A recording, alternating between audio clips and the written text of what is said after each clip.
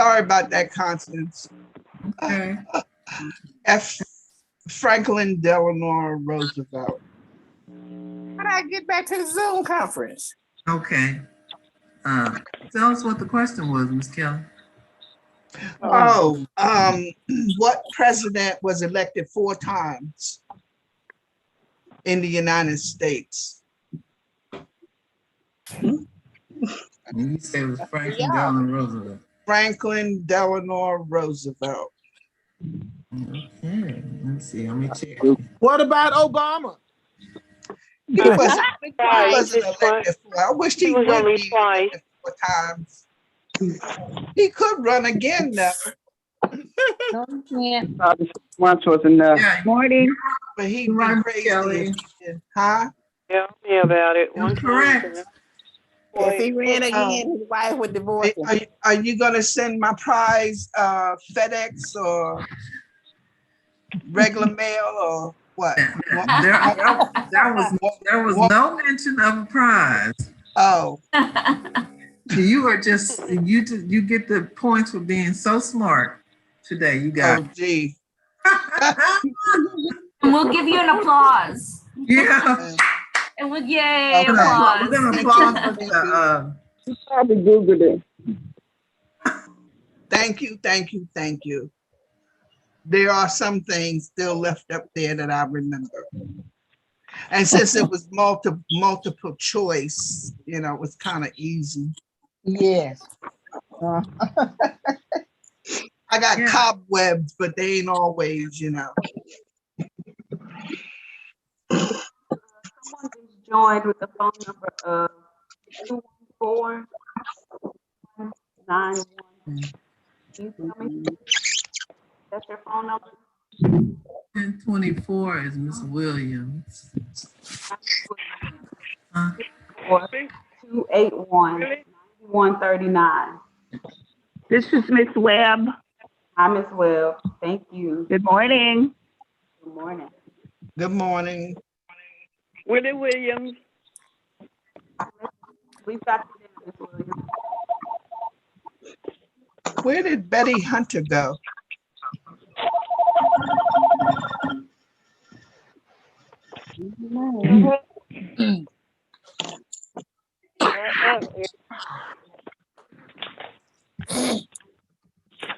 Is Miss Rosetta on here?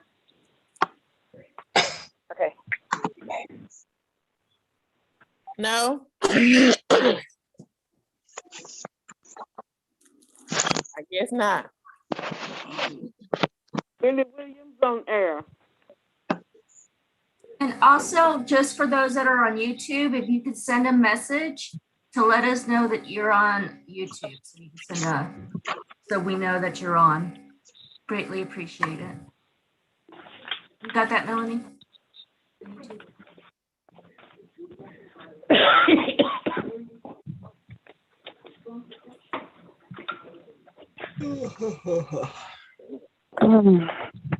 You can wake up. All right, ladies. I guess we're gonna go ahead and start our meeting. Do we mute? All right. So yes, if everybody can mute so that we can hear. Do you remember it's the little microphone that is on the bottom?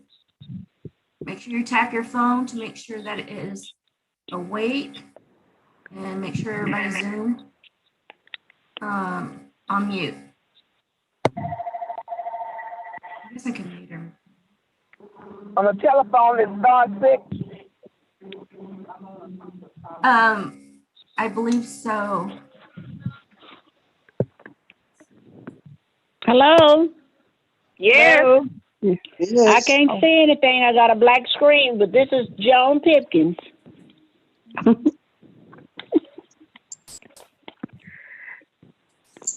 Hello? Yeah, we hear you. We got you, Ms. Pipkins. I can't see anything. I can't either.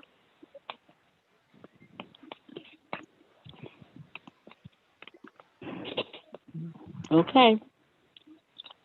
Okay, so I'm getting ready to mute everybody so we Okay. can get started. And then when you want to ask a question, you will just unmute yourself, okay? All right. So thank you for coming into our meeting today. It's our first one for March. So again, thank you. We have a pretty packed agenda today, so we will get started. So again, if you have not turned in your annual companion volunteer survey, please either mail it in, or we've also sent it via text. So please complete it, either one. So just make sure you complete one of the two, either the paper or the one that's online. But if you have not done that so far, please do so. Also, paperwork is still continuing, so go ahead and continue. We have meetings scheduled this week and scheduled next week. If you should be hearing from one of our staff members to schedule that. But we just wanted to let you know those are still continuing, and we are doing those, trying to get everything done hopefully by next week. Pen Pal program, I will turn that over to Ms. Constance. Okay, let's see. Good morning. Hey guys, I know that we have mentioned the pen pal program to you guys before, and we are working on it. We've got our guidelines in place. I am, but I can't see him. And we are, as soon as we get done with getting our paperwork signing and all that done, which kudos to my group. You guys are doing great. I'm down to 3. But as soon as we finish that, I'm moving right into trying to get this Pen Pals program up and going. So if you know someone who may be interested in having a Pen Pal, please refer them to me or Melissa or Melanie. Need their name and phone number and address, and then we'll give them a call, talk to them a little bit about it, share our guidelines with them and with you, and we can get them signed up for the Pen Pal program. This will be something that you earn hours from 1 hour to 2 hours. We still deciding on how much time to give for it, but this will be something that you can add to your timesheet. So just like you guys were referring your friends and acquaintances for the telephone reassurance program, you can do the same for the Pen Pal program. And I'll be working on this end to try to find people that you guys can write to as well. So looking forward to hearing from you guys if you're interested. Some of you have already given me your name to say that you're interested in, and I'm keep holding on to those names. So if the rest of you are interested and want to participate in the Pen Pal program, just give me your name and I will be collecting those names, and I will be, once we get the people that we want to write to, then we'll supply the stationery and the metered envelopes for you to mail out to them. It'll be optional for them if they want to write back. If they do want to write back to you and you don't want to share your home address, we can have them send their letters to the senior source, and we can get those sent to you that way. Okay, so if you guys have any more questions, feel free to give us a call, and we can share more information as we get it. So that's all I have. Thank you, guys. Any questions? If there are questions, you can unmute yourself. If not, just give me a call and we can talk later about it. Okay, Melissa, I guess it's back to you. All right. Well, actually, I am turning it back over to Melanie. Tag, you're it. All right. So y'all, if you do have questions and you're on the phone, to unmute yourself, you press *6, and then we'll be able to hear you. So I want to give a couple of seconds to see if anybody needs to unmute and ask any questions. I have a question, Miss Constance. Okay. How long is the program supposed to last? We're asking for at least a 3-month commitment from you and the client. Oh, That okay. would be the starter. And if you want to continue longer than that, then you can do that. Oh. Okay, thank you. All right.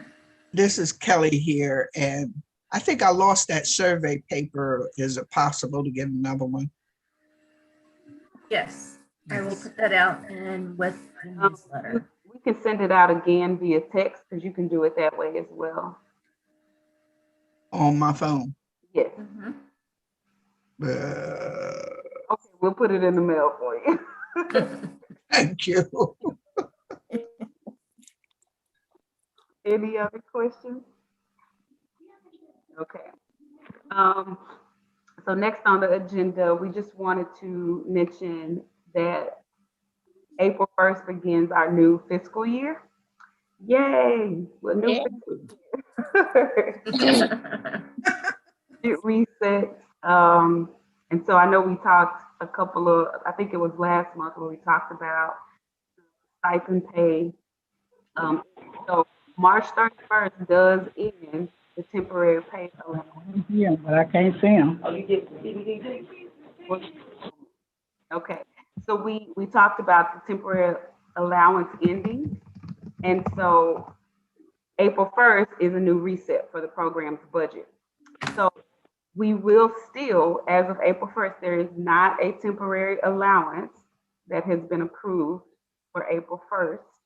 So we will be paying you all based on your actual service, meaning the calls that you make to your clients. If you sign up for the Pen Pal program, the time you spend writing letters, the time you spend attending training. Those are the options for you all to earn service hours currently. We are also looking into additional ways to provide service opportunities to you all until it's safe for us to allow you all to go back into homes.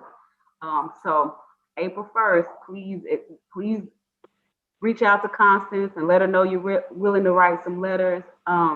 If you've got people that you can add to your call list, clients, let us know about them, and then attend as many training opportunities as you can, because that is how we will be able to pay you all, because the temporary allowance that we were approved to pay you all since March of last year is no longer in effect. Okay? Okay. Any questions about that? We are partners with Agency on Aging. What is it? How do you pronounce it? What do you say? The Area Agency on Aging. Yes, ma'am. We're partners with them, right? Correct. Yes, we are. Okay, because I'm going to sign up with some more classes for them. Okay. Okay. The other good thing about April 1st, I know some folks, I've talked to a couple of people that asked about leave time, and we mentioned again on a couple of in-service meetings ago about us not being able to pay out leave through the end of March because we just frankly don't have the budget to do that. We are trying to be able to pay you all something through the end of the fiscal year, and that will not allow us to pay out the leave time that is accrued over this year. However, on April 1st, when the budget year resets, you won't start at zero. Everyone will start with 40 hours of leave, okay? So I just wanted to mention that so you all don't feel slighted about not being able to receive the payout for your leave and then it going away. We can't roll over the leave that you accrued this year, but you won't start the new budget year at zero. Everyone will start off with 40 hours of leave, okay? Okay. Any questions? Again, those of you who are on your phone, if you dialed in and you have a question, you can hit *6 to unmute yourself and ask your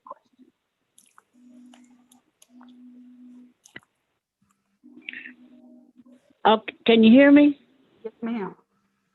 Okay. Well, the question got answered that I wanted to know. How do we get a list of these people with address? How does that happen? And doing the pen pal program, then make sure you let Constance know so that once we get some folks in that are interested in receiving letters, we can make the connection between you and them. Okay, so you have to talk to Constance about that? Correct, yes, ma'am. Okay. Oh, wait a minute. Any other questions? Mm-hmm. So when do you sign up for that? Now or some other time? You can sign up for it now. We'll go ahead and put your name down as being interested in writing letters.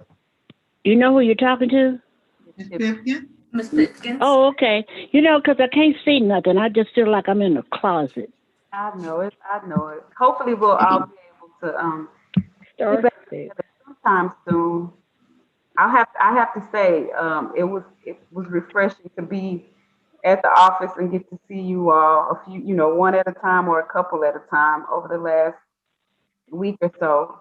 Hopefully, we'll be able to do that in a larger scale sometime soon. Just so you all know some of the questions that we're asking of our leadership. So part of the reason why we haven't approved you all going back into homes or to come into the office is because we need our board to approve those types of measures. And being that we are an agency that's targeted towards serving seniors, our board wants to exercise extreme caution because your safety and well-being is of the utmost concern to us, as well as the people that you all are serving. And so we don't want to make any decision lightly about bringing large groups into the office or even sending you all into clients' homes. And so we have put forth a request to kind of see if we could have small groups come into the building. So perhaps the idea is, in a few months, we could have an in-service that's a combination of Zoom. So some people can be on Zoom and we have a small number in the office and we kind of rotate that so that we can unmute yourself. Way back to being together. I know I've talked to you received the vaccine and your clients have as well. You all have been asking about when you can return. That is also a question that we put forth our leadership to see if we can come up with a timeline on what that would look like. But unfortunately today, I don't have an answer or confirmation on that, but I did want to let you all know that we are talking about that and thinking about that because we know you all want to get back out there with your clients, miss you, and we all want some sense of normalcy. So those are some of the things that we're working on. So I did want to update.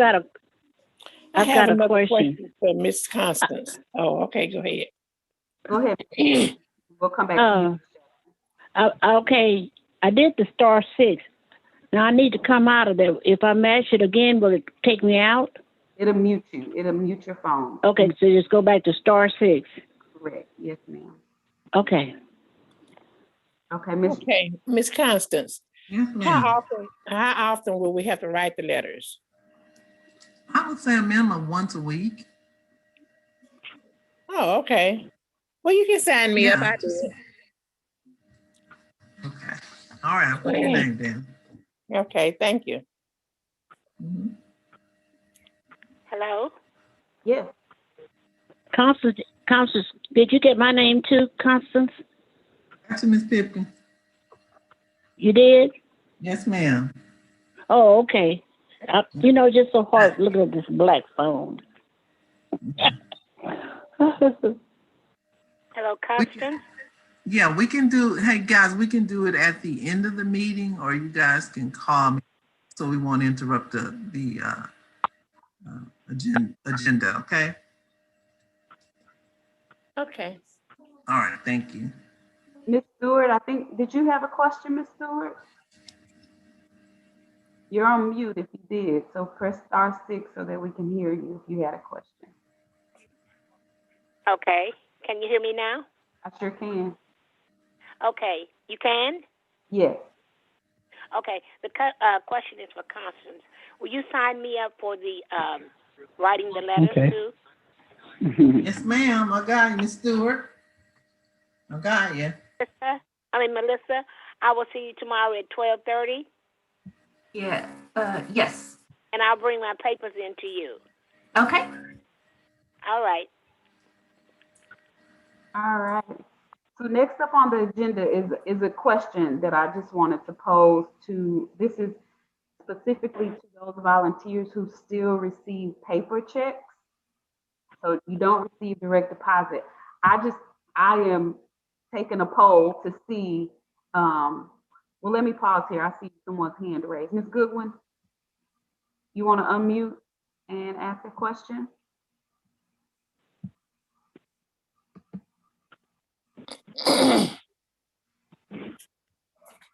You need to unmute. There you go. Hi. At first, I forgot what my question was. It took me so long to get in. I'm sorry.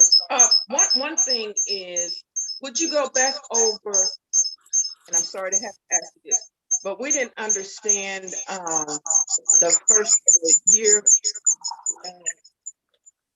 benefits, and we want to know if you can see myself as well as Betty Hunter, have her on her phone, assisting her. Can you see Ms. Hunter?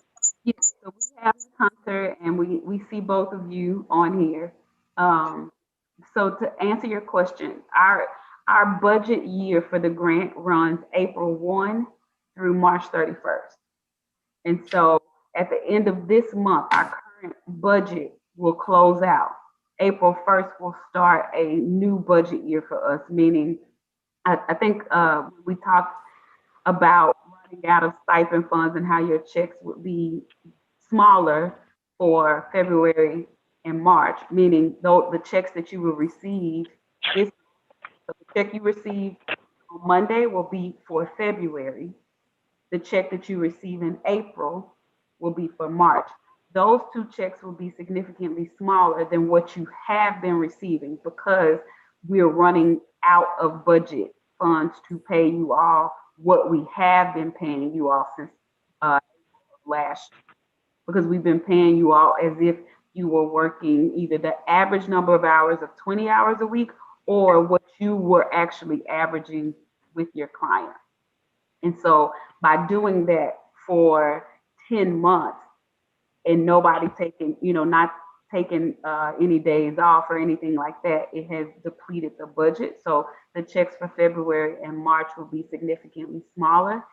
And then April, we reset the budget. But there is no temporary pay allowance.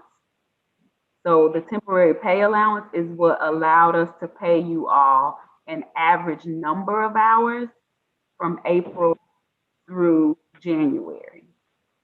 That will not be in place beginning April 1st. So April 1st, you will only be able to receive pay for the actual service that you do and training. So the phone calls the time that you're spending on the phone talking to your clients, any time spent writing letters, and any training that you complete. That's what we will be able to pay you off for beginning April 1st. Okay. And the other question that I had was, in the newsletter, it stated that for that adult class, that sex class, that you needed to sign up. However, when I went out to the site, it would not allow me to. So I chatted with someone and they said they had the old date and it says, looks like the class has already been done. Do you know if the person who is going to give it has actually reset that date?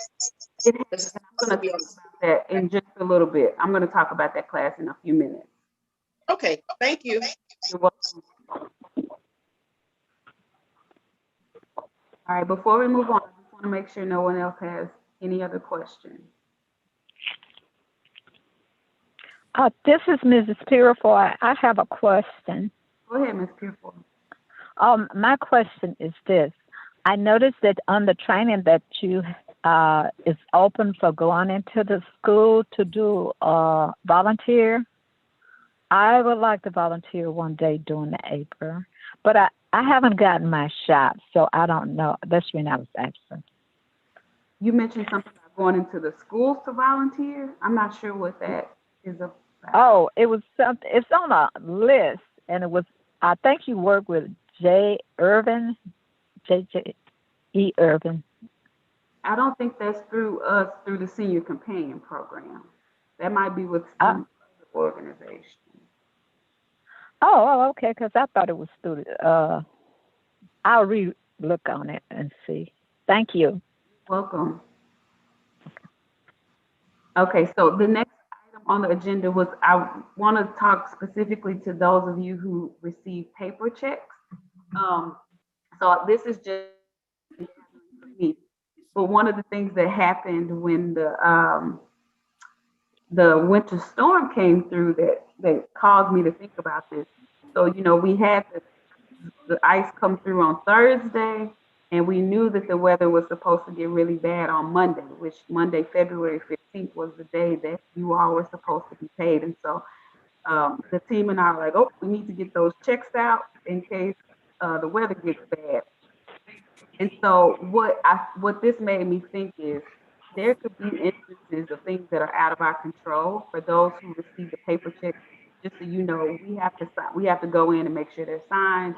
Some of those checks require more than one signature on them in order for you all to cash them. And then there's the whole issue of once we put it in the mail, we lose complete control over what happens. So if you get your check in 2 days, 7 days, it's out of our control. And we know that it's important for you all to get those checks. And so as we talked about this, we wondered, and we want your feedback. This is us just information gathering.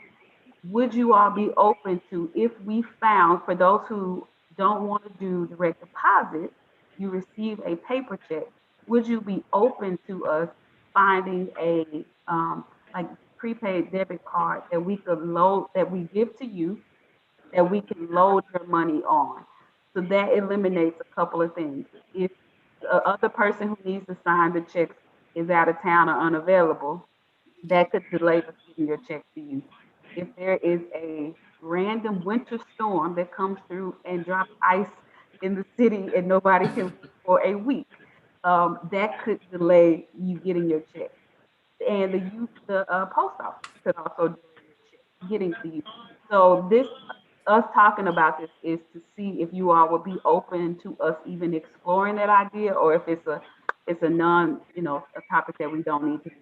So I'd love to hear from those of you all who do receive paper checks, if the option of having a prepaid debit card that we load your money onto monthly, that way you don't have to go cash it, you don't have to check the mailbox and worry about if the postman put somebody in the wrong mailbox. Card that will be loaded on the day that checks are paid. Yeah. Okay, how do we get a printout of what's being mailed to us on a loaded card? Meaning like a check stub. We could print up something for you all. Yeah, because I'd like to know what I'm getting or not getting, Okay. Mm-hmm. Don't get a printout in the way. Any other comments? Sounds good to me, though. Melanie, this is Chlorine. It sounds good to me. Okay. Mary Bashir, Melanie. Yes, ma'am. I think I'm gonna have direct deposit. Okay. I'd rather do that. Okay. What would I do? Send you one of my check stubs or whatever? Actually, no. What we could do. I will. Go ahead, Melissa. I'll go ahead and add that to the newsletter so that it's in your newsletter, and you can just mail it back. Thank you. Mm-hmm. Thank you.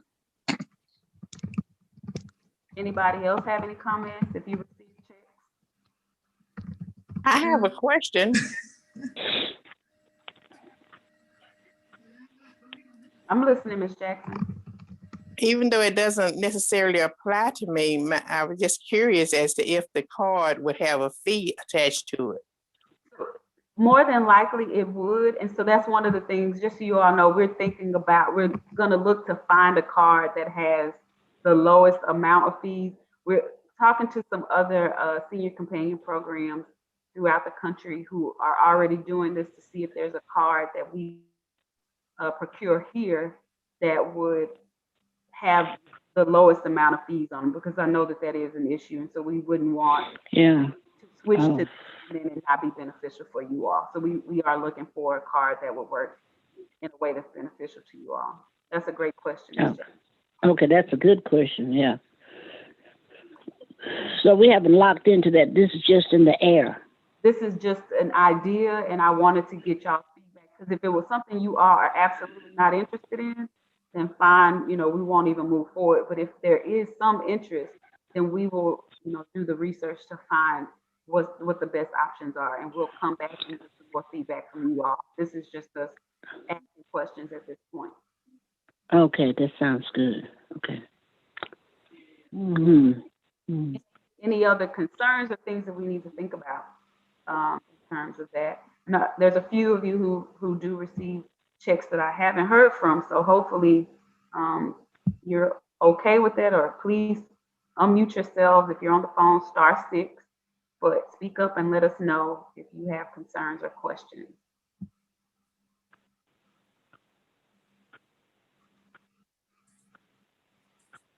All right.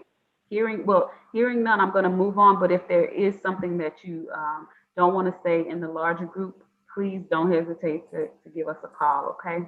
And we can answer any concerns or questions that you have. All right, so Ms. Goodwin kind of asked about this. I know Ms. Pipkins is interested in hearing, but the Let's Talk About Older Adults and Sex conversation, it has been rescheduled for next week, next Tuesday. Mark your calendars. All right, I heard you. Tell me about it. 6 p.m., okay? Tuesday, the conversation will happen. It is a Zoom meeting, so you all who have been trained on Zoom can join just like you did today. There also is a way to dial in. Ms. Goodwin, I think you said that you weren't able to register, so perhaps after this meeting, we'll send a link out via text of the registration link so that you can go and get registered. Pretty popular topic. I think we've already got over 200 people that have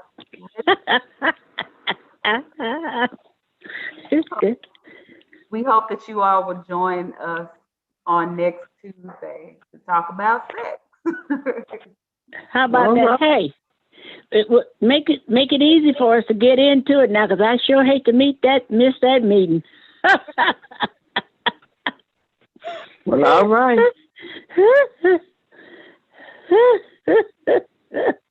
All right.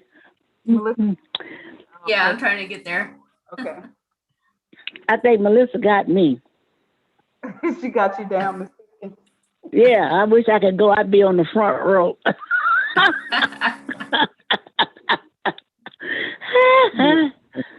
Melanie, this is everyone getting that text? Yes, they should. If they're signed up for it. Signed up to receive text messages. So those of you all who are not receiving text messages from us, again, I highly, highly encourage you all to sign up, give us a call, and we can give us permission to add you to the list if you aren't getting them. But that is how you stay the most up to date and current with what's happening in the program. And you also get fun trivia that Constance sends and jokes. So I think you all should sign up. If you don't want the information, stay for the jokes and the trivia. And they get it before we put it in the newsletter too. So that's another thing, is that you're able to see this before we're able to get it into the newsletter. Ms. Kelly, I see your hand is raised. Are you taking names for that sex symposium? Let's see. I guess I'm trying to think. I guess we could, because if you all would have any difficulty registering, we could register you for that. So is that you saying you would like to be registered? Yeah, I ain't got nothing else to do. So I don't want everybody to unmute and start saying, hey, register me. If you are interested, then follow up with us after the meeting, okay? And we can help you get registered for that. Oh, okay. We already got you down. Oh, you got me down. If I have you down, I have Ms. Pipkins down as well. Oh, well, you can go ahead and add me. Okay. Okay, thank you. You're welcome. So the next thing on the agenda, so that's on Tuesday from 6 to 7 on, 6 p.m. on Tuesday. It's not during the day, it's in the evening. So make sure you all note that. Then the next day, there's also a training about ethics during COVID-19. This is, some of our staff will be talking about long-term care and the ethics of taking care of residents during the COVID-19 pandemic. So that will be on the 17th, the very next day. So next Wednesday from 12 to 1:10 p.m. So that is, I believe that flyer was also in your newsletter. You can email that out as well if you're interested in joining that. And then on March 30th, there is a community forum that we're hosting, the Senior Source is hosting in connection with the Coalition for Aging LGBT to talk to the LGBT community about the services and needs that they have and how the Senior Source can be a partner for the community. And so you are welcome to join that as well. Again, it's an evening event on March 30th. It will be at 6 p.m. The flyer was also included with your newsletter. All right, and our next in-service meeting will be March 25th from 10 to 12. So today and then the next one in March will be pretty long. We've got some speakers, and so I know 2 hours on Zoom is not that fun. So we're going to look at how we can make adjustments in April. But right side, this will also help you all get enough hours for the year. So remember, you're supposed to have 24 hours of training throughout the year. And so by joining today and on the 25th, the vast majority of you all will have enough training hours for the year. So plan to join us. Again, on the 25th, we will have our RSVP Senior Medicare Patrol volunteers talking about helping prevent Medicare fraud and abuse during COVID-19 and beyond. So looking forward to that. And then we just wanted to share a couple of videos with you all because this month is Women's History Month, and I think everybody on this phone is a woman. So take time to pat yourself on the back and be recognized. And so we just wanted to share a little bit about Women's History Month. So I'm going to mute and let Melissa take it. You're breaking up, Miss Melanie. I'm missing every other word you're saying. Oh, man. Can you hear me now? Barely. Am I still breaking? You keep going in and out. Am I still breaking up now? Yes, yeah, ma'am. a little. Yeah. All right, I'm gonna have to turn it over to Melissa then. What time is the 25th? What was that? What time is the 25th? This is 10 Miss o'clock. McClinton. 10 o'clock. Okay. The information will be going into your newsletter. Okay. So I'm going to go ahead and mute everybody. So we have some videos. This month, as you know, is Women's History Month. And majority of everybody on here are women. So we just want to kind of celebrate everybody and give you this information. It's very quick, not very hard. Let me go ahead and put this on for you. I'm going to mute everybody.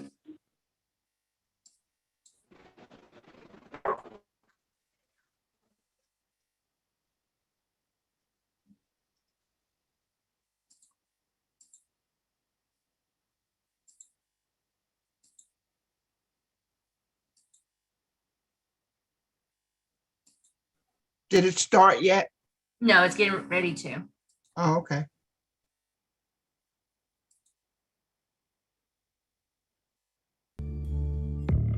Sorry about these ads.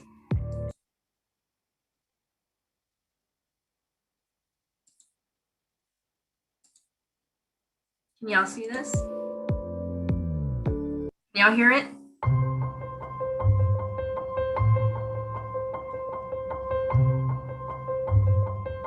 Yeah.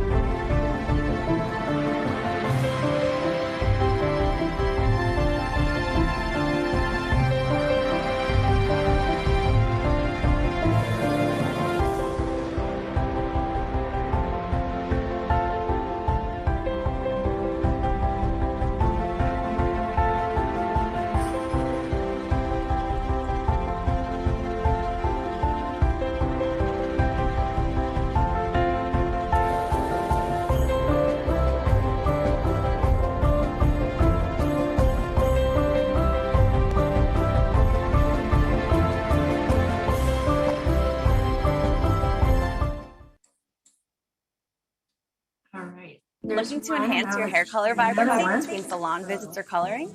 I use Color Boost by Sorry about that.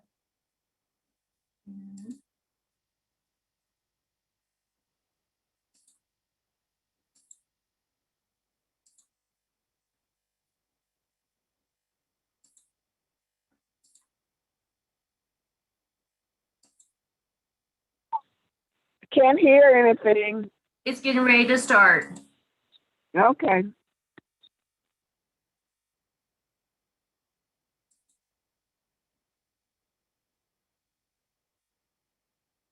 The Bachelor is back. Stream it live on Sorry about all these ABC with commercials. YouTube TV. Those emotions, they were put on hold by time, by careers being built. The cosmetics Can industry y'all hear? is worth $62 billion but there's a year in the U.S. alone. There's no video. But few people know the incredible video. true story of one of its pioneers, a child of slaves. There's no video. I'm going to show that right now. Millionaire. There's video now. I don't know. I'm stuck on this. The cosmetics That's industry is worth y'all see? $62 billion a year in the U.S. alone. Somebody putting makeup on? Yes. But few people know the incredible true story Can't of still one of its can't see it. pioneers, a child of slaves who becomes the first female hear as well? African-American millionaire.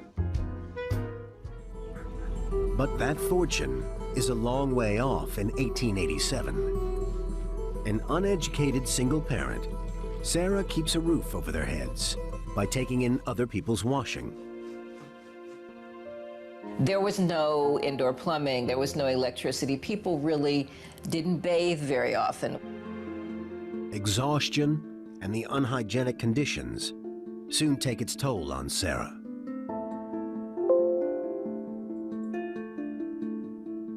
Within a few years, her hair began to fall out. She had really horrible scalp disease, really horrible dandruff because she wasn't cleaning her scalp regularly. In her role as a washerwoman, Sarah has come into contact with many types of cleansing agents. So she starts mixing them, hoping to find a cure for her hair loss. So what she did was to experiment with an ointment that had petrolatum, which is like Vaseline. It had sulfur, which healed the sores on her scalp. And she put a little perfume in it so it wouldn't smell so bad. When she applies it, something incredible happens. Her hair begins to grow back.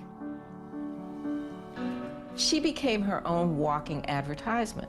And when other women saw what had happened with her and they saw that now she had hair, then they wanted to know what she was using. Using the small amount of money she saved, she starts bottling and selling her lotion. She began to travel throughout the southern United States and the eastern United States, mostly to the towns and cities where there was a church. She was going after African American women. And because they were urban, they were beginning to care more about their clothing and about their presentation.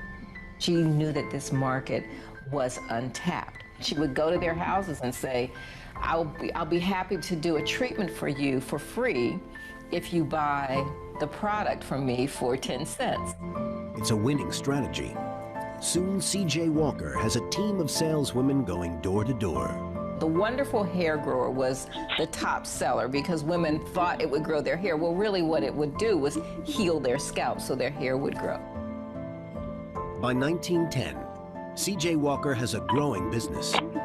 For the first time, she and her daughter can enjoy luxuries. And she has a vision of what she must do next. Racism in America is still rife. Between 1900 and 1914, hundreds of African Americans are murdered.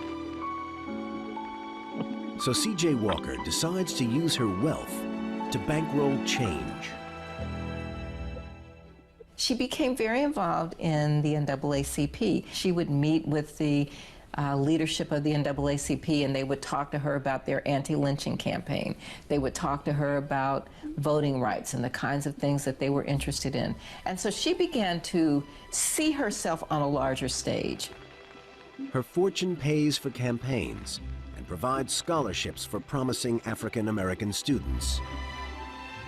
She was a woman who had used her money to try to make a difference in the world. In 1919, Madam Walker dies suddenly from kidney failure. She's 51. She leaves a fortune of over $1 million and a sales force of over 20,000 agents, generating revenues equivalent to tens of millions of dollars today. When Madam Walker died, it was almost as if the reaction to Mandela. People lined up all along Broadway in Irvington, New York, just to get a glimpse of the casket.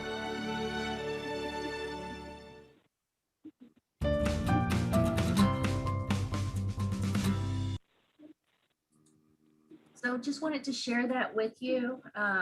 You know, it's a movie actually called Self-Made and Self-Made Millionaire. So she was the first millionaire, female millionaire. So I just wanted, to present that to you, that during those times, I mean, a woman being a millionaire was unheard of. Anyone have any questions or anything? I studied about Madam C.J. Walker when I was in cosmetology. Mm-hmm. And I got a chance to see this self-made lady.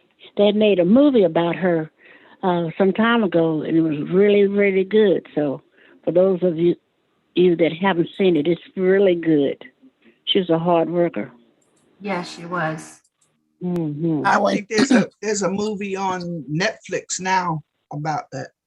Mm-hmm. Mm-hmm. I went to Madam C.J. Walker Beauty School.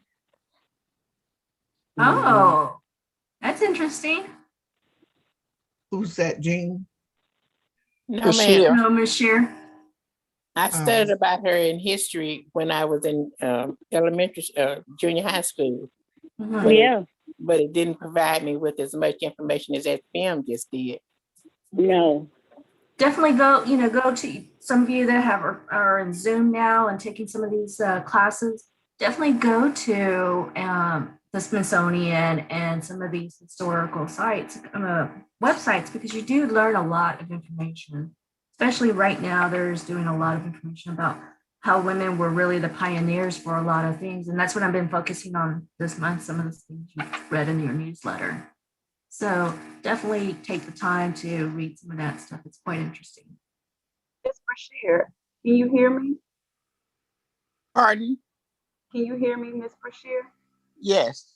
Where did you attend her school? Was it here in Dallas? Here in Dallas. It was on Hall Street. Oh, I didn't even know that. Right off of Hall Street. Right there where all those apartments are. Mm-hmm. It was on that street. I went there in 1959. I graduated from that school. That's awesome. Did not know that. Wow. Think about it. And that school's been a lot just talks about the sustainability of the company. Mm-hmm. Were you born yet, Melanie? I was not. Not a twinkle in the parents' eyes. So I just wanted to kind of share those with you. I missed that. Where did she say the school was located? Hall and College. Oh, okay. Hall and College. Oh. You know where the State Theater was? Right there on the corner of Hall. That's before my time, but I know where Hall is. That was a black theater there. And it was right down the street from there. Wow. And what all did they teach, Miss Brashear? They only taught cosmetology. They, matter of fact, when I went to school, whereas you get different license for nails and makeup and all that, but all that was included. We did hair, we did nails and facials. They taught us all of that. But do you have pictures? No, my pictures got destroyed. I had some stuff in storage and the storage burned. But matter of fact, when we went to the board at Austin, they would always know Madam C.J. Walker's students would stand out. Wow. And we did braiding, all of that. I was taught in school, all of this that you have to have different license to do now. I was taught all that in school.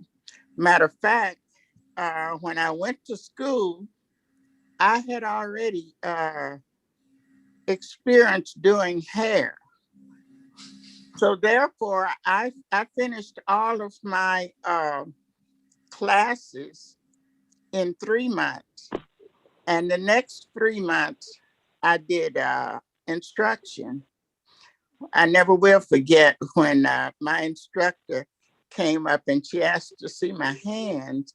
I thought I had did my practice work wrong, but I had the corns on my little finger and on my thumb. And she asked me, had I been doing hair? And I told her yes. So I had been doing hair since I was 15 years old because I had a cousin that had a beauty salon and I went there every day and watched her.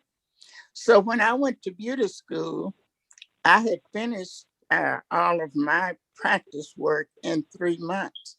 So I did instructing for the next 3 months. Then I went to the board for my license. My goodness. You know, Miss Brashear, you know, they have a museum at the Fair Park that has some photos from Dallas history. I'd be interested to know if they may have some information about that school at that museum at the Fair Park. They probably have. Do you remember when we were there and we saw those pictures? Yes. They might. Yes. We just have. Thank you so much for sharing that, Ms. Brashear. That was so interesting. Matter of fact, I was the first Black salesperson in Dallas. When they integrated the stores, I was working at Votes at that time. Vokes and Neiman were the main large stores in Dallas. And I was working at Vokes as a cashier. So when they integrated the stores where they had to put someone on the floor, Vokes was the first one that integrated. So I was the first Black salesperson in Dallas also. Wow. Wow. Sure, you've been holding out on us. I know. We got someone famous. Yeah. Wow. Well, thank you for being a pioneer, Miss Bashir. Yeah. See, You're it's it's your month. And I've Yes, always sir. been an activist. I walked the picket line at the Fair Park when we only had one day at the Fair Park, Negro Achievement Day, and I walked at the Fair Park. I picketed out there so that we would have the days that we'd be able to go any day that we want to now. Wow, that's wonderful. Thank you. Bashir, wow. Yeah. See, it's your month. We're celebrating you now. Being a pioneer. I celebrated my 90th birthday on the 25th of December. Gosh. Happy Wow. birthday. Miss Bashir, Happy belated birthday. Oh, Thank wow. you. Yes. Lots of history. Beautiful. Lots of history. Yeah. That's great. All right. So our next favorite topic is timesheets. So we're going to try this. Melanie, you tell me where you point and I will point. Okay, so can y'all hear me? I'm nervous now. Because I've been having technical difficulties the last few days. So okay, y'all can't hear me, just pop in and let me know. So the plan was for us to be able to write, and so you all can see this happening in action. But I don't think we'll be able to do that today. But I just wanted to. There's a few people that still have questions about how to complete your timesheet. So this is the March timesheet. Today is the 11th. And so I don't know if it's gonna, You got it? It's not gonna, it's okay.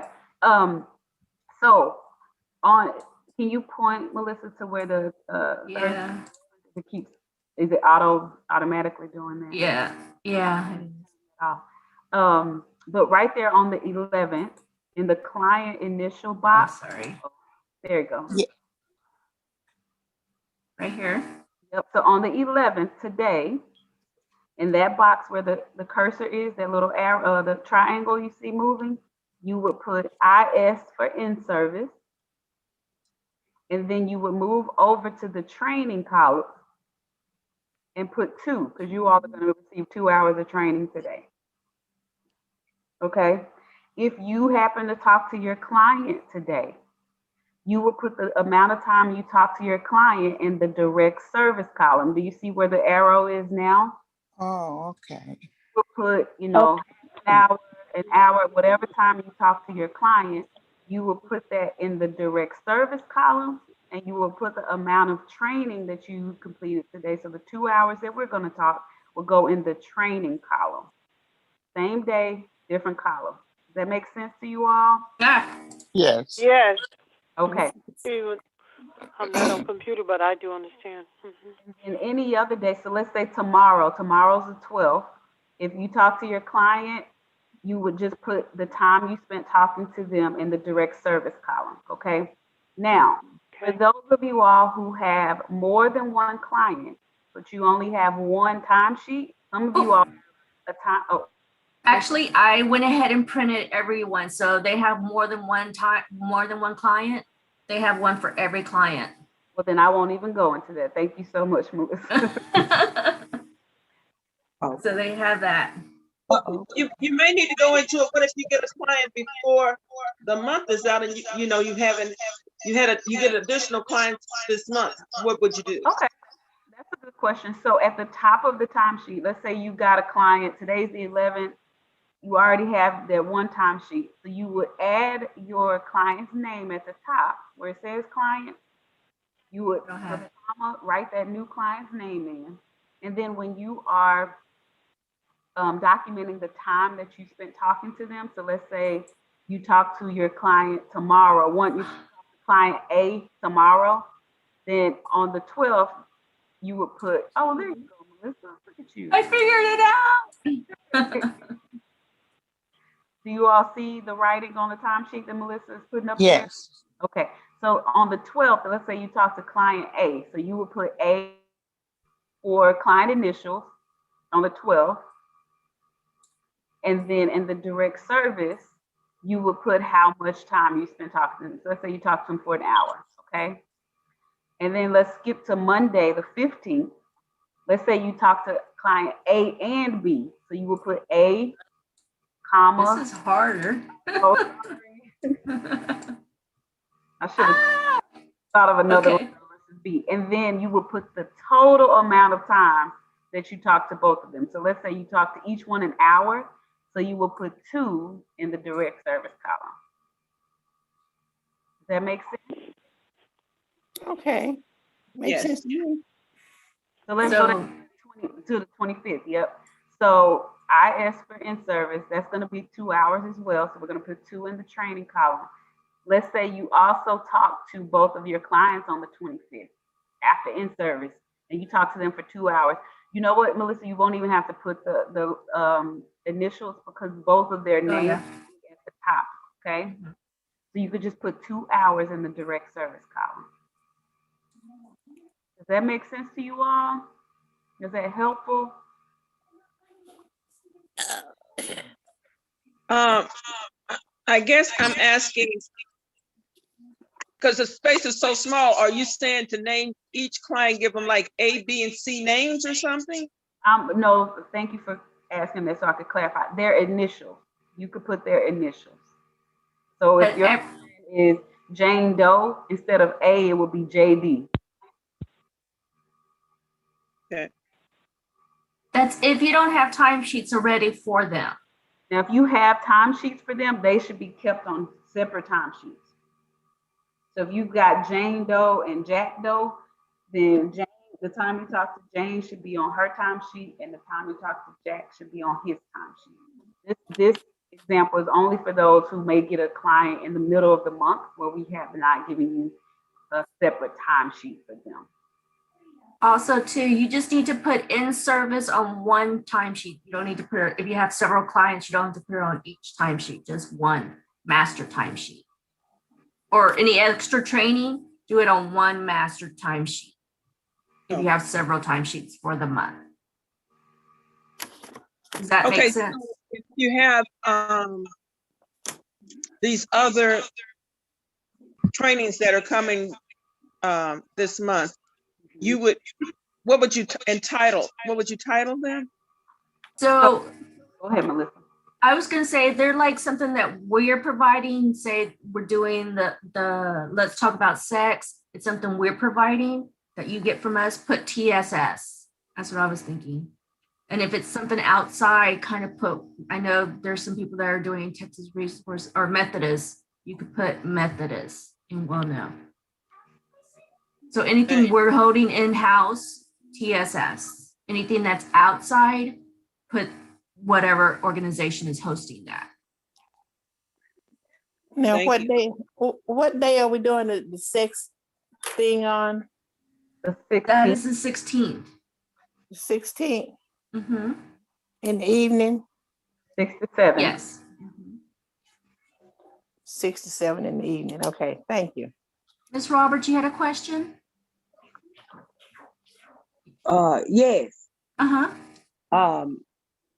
I started having another lady that I called during the week, and I didn't, last meeting I didn't call back because I was asking at the end of the meeting and before the end of the meeting and how to do it on the timesheet. So I did it for last month. I just slashed it and put each one night the Miss Di, and then the lady name that I'm talking to is Ruth. And I put that in the client and then make a slash like in the square halfway and put the time at the top of Ms. Dye and the time at the bottom was for Ruth. Is that okay? Since now y'all showing me how to put it in there, and Yeah, next that's time fine. I have, We can decipher for that one, but this is for starting in, well, you can start it in March right now, but going further, yeah, because remember you're getting your stipend based on what you put on your timesheet. Then we weren't so concerned because we were still doing the stipend, the temporary allowance. Oh, now that okay. now that we're really focusing on how many hours you do, we really need it clear. Okay, so the next time sheet, I'll get a whole nother one with her name up there, Ruth. Right. Everybody has it. I get the same one for Miss Dye. Right. If you need extra timesheets, please let me know so we can send those to you. Oh, okay. Well, I do, because I didn't know we were gonna do it. You should. You should. Everybody, this for April. Okay. Well, I might have to do March too. I wanted to make a comment. And make sure you guys, if you are calling someone that you referred to us, make sure that you don't start calling them until we say that we've gotten them set up. I know, Ms. Roberts, I'm not sure. I was trying to think. I don't recall if I set up someone for you. I'm trying to remember. But if you gave set up someone for me. I'm trying to remember. Maybe Melanie may know. But when you guys send us names of someone that you want to start calling, you need to wait until we say, okay, we've got them set up. Then you can start putting that time on your timesheet. Okay. So if you're not sure if we did that, give us a call so we can check and make sure, because Melissa won't be able to put their name on the time sheet. We haven't gone in and set them up in the system. Okay. Okay. So just make sure before you start calling and adding to timesheet that we've told you it's okay to do that. Okay. Okay. Ms. Goodwin, I got your names and I'll be reaching out to them either tomorrow or Monday. Thank you. All right. Does anybody else have any other kind of questions about timesheets?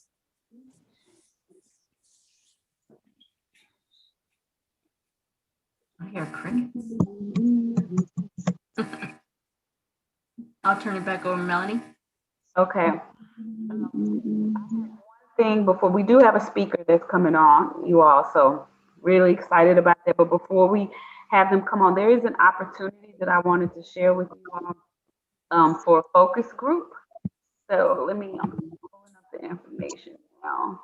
Do you want me to stop sharing? No, you don't have. Oh, well, yes, please. I forgot.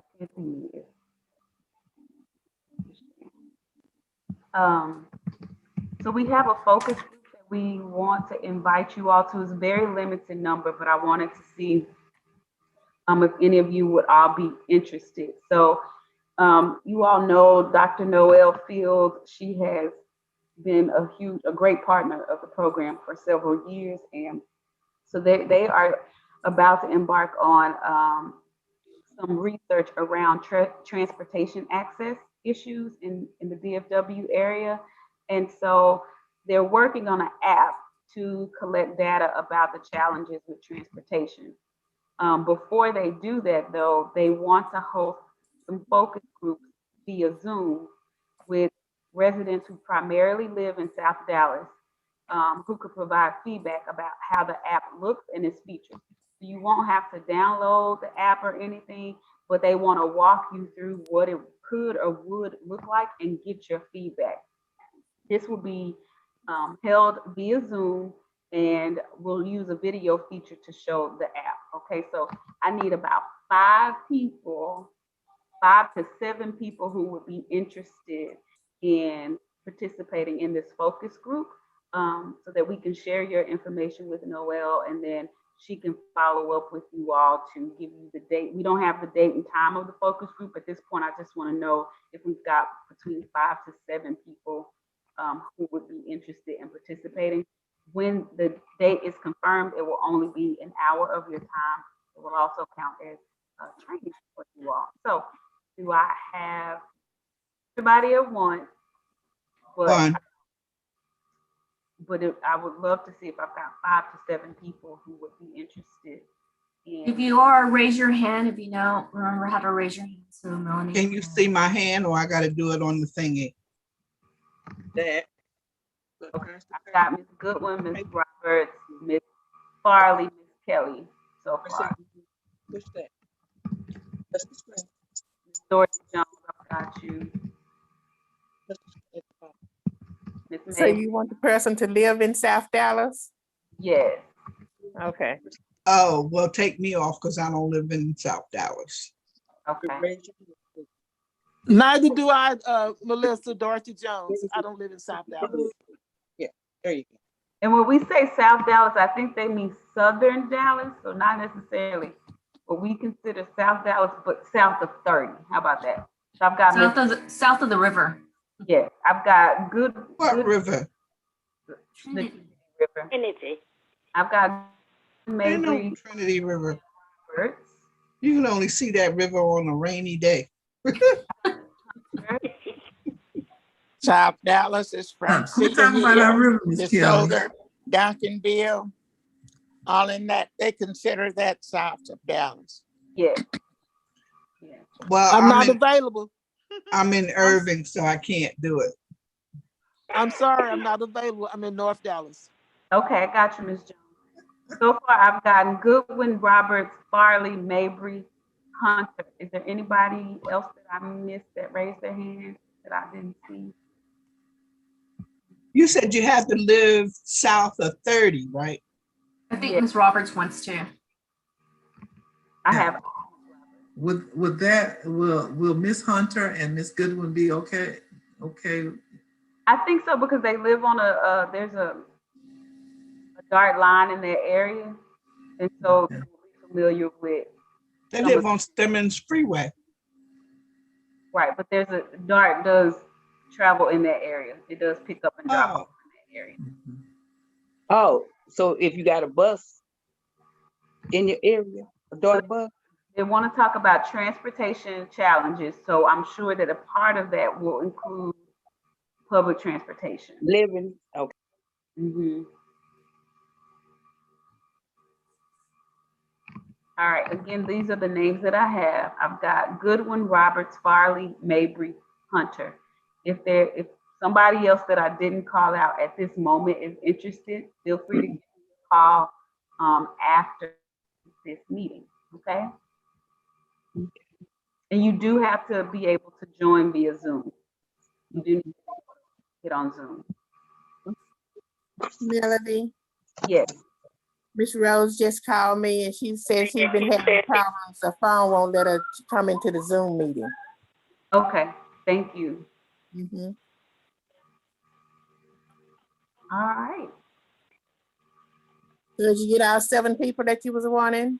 I still have a few more spots. So if you're interested, call me after the meeting and I'll put your name down. Okay, but I'm not on the DART line.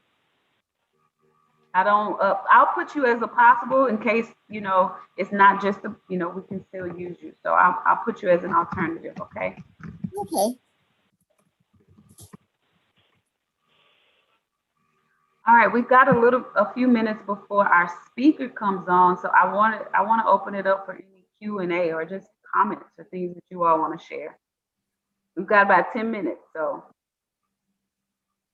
Ms. Dorothy, did you raise your hand? Ms. Farley? Yes, ma'am. Melissa, would you go over on our timesheet, the client initial again? I want to make sure. Right. So on Tuesday, you're going to speak to your client, but you should actually have a separate timesheet for your clients. But say if you have your client, you just put their initials. So whatever initials, get back on here. Sorry. Oh, okay. I got it. Right. I just wanted to make sure. Thank you. Uh-huh. Ms. Farley, I see your hand raised. Yes, I have a question. I was intending to ask on Monday and I forgot it. Okay, yes. That question was, what we did Monday, is that considered training? What we do Monday? Oh. When we come out to the office, is that considered part of training? I'm gonna say no, because you all just came to time. Okay, that's all. I just wanted to be sure. Okay, good question though. But I have a question. go ahead, Ms. Jackson. I only have one client. Do I need to put her initial on there? No, because the time she has her name on there, so you don't know. Okay, I thought so. Thank you. For those of you who only have one client, but you talk to other people or know somebody else that you could call, I strongly encourage you to ask them if they wouldn't mind becoming a client of yours, because then the time that you speak with them could count as service and you can be paid for that. So you said we don't put, like when I came up Friday to sign those papers, we don't put that on our timesheet. That's correct, Ms. Kelly.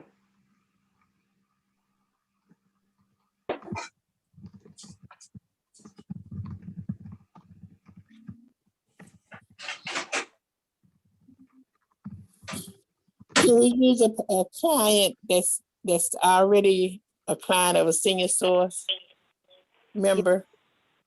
Meaning they are a volunteer in the senior companion program, or they just receive services through another one of our programs? They receive services through the senior source. Yes, they could be a client of yours as long as they are. No, through the senior companion program. When you say, are they a volunteer in the program? No, ma'am, they receive services from another senior source. Oh, another department. No, from another senior source companion. So they already have a companion. Right. Is that companion not contacting them right now? Is that what you're saying? No, the companion is contacting them. So they just want somebody else to talk to, basically, right? Is that what you're saying? Yes. One client cannot be the client of two companions. Okay. Okay. All righty, just confirming that. Ms. Dorothy Jones, I see you reading your newsletter.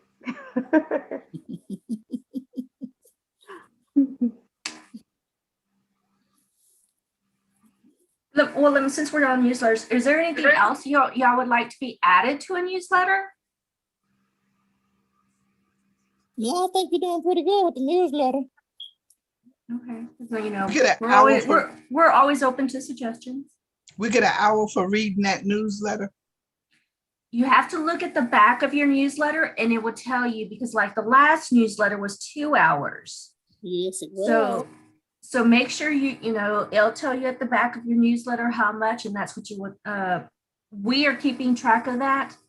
Do you want them to still write that on their timesheet, Melanie, or you just want us to keep it? No, we can keep track of it. Okay, we'll keep track of it, but it just kind of mentally you can keep track on how many hours you're considering that for training. Because remember, you got to do 24 hours worth of training. That's fine. Like I said, don't worry about the previous timesheets. This is for moving forward for April, because remember, April 1 starts a new year. Okay, because I put it on this timesheet. That's fine. That's fine. 2 hours. Like I said, right. Okay.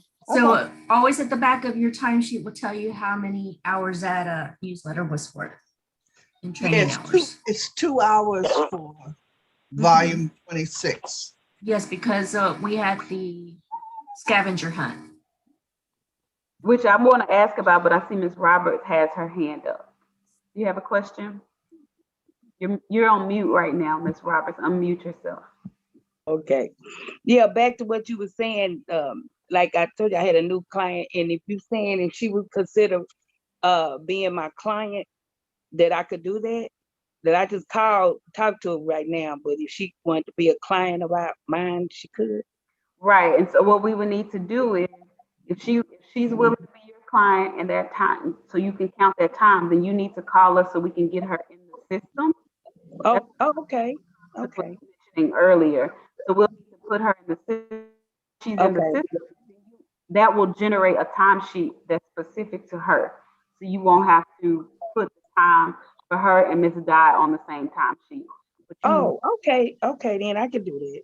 you won't get a separate timesheet if she's not in the system. So that's why we're asking you all to let us know who you're talking to and if they can be a client.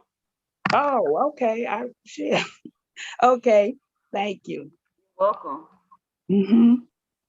So I wanted to go back to the scavenger hunt. Did any of you all pull out your handbooks and do the scavenger hunt that was in the newsletter? I did. Yeah. No, I don't like scavenger hunts. Mhm. That was fun. That's how you get your 2 I did. hours. I really enjoyed that. I get my 2 hard hours on that, for guys. reading it. She did. Yes. I got to give it to Constance. She worked hard on that, and poor Constance. Yeah, you guys have to be getting those handbooks out and answering those questions, because that's why we're giving you 2 hours, because we put those questions in the newsletter. So the next time Melanie asks, are you guys answering those questions? We want to hear everybody say yes. Saying yes. I know what we're doing on the 25th for in-service.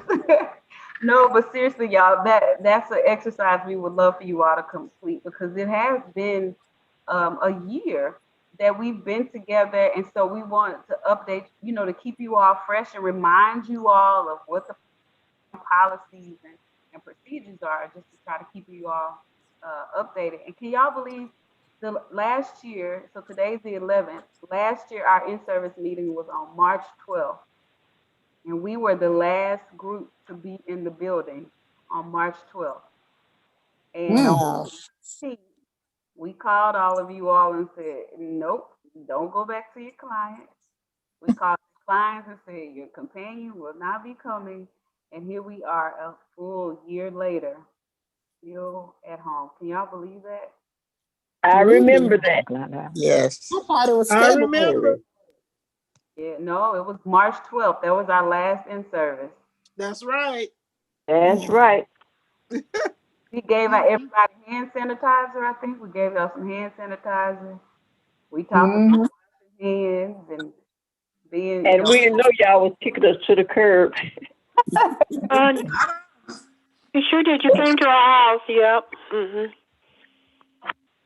Had no clue we'd still be home a year later. But at least we've got Zoom and I get to see some of y'all's faces. That helps a whole lot. I know it's not the same as being in their room and sharing lunch and laughing and all of that stuff, but hopefully we'll get back to that soon.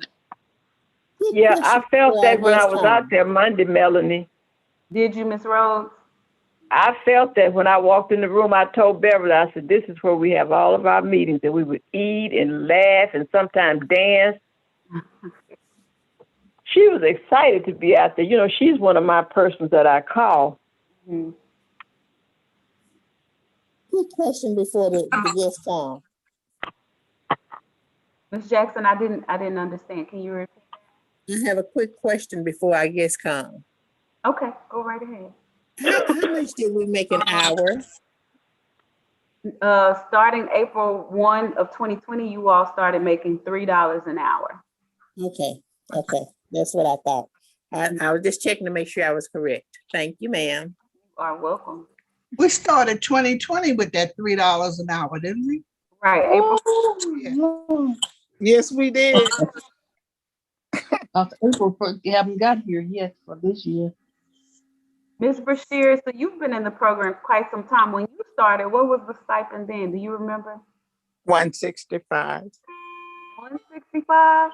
Really? Yes. Oh, wow. I did not know that. That was 20 years ago. My goodness. It was forever. Wow. I did not know that. And so I did know that it's $265 for a very long time. Yes. Wow. Mm-hmm. Oh my goodness. We're gonna call you our resident historian, Miss. I think, how many years has Miss Goss been there? I think I don't know. I know it's over 20. Was she there before you came? I think she was there a year or two before, because I've been there 20 years. Right. So it's hard to go back and quantify because there was a point in time where she took a break. She left. Right. Left.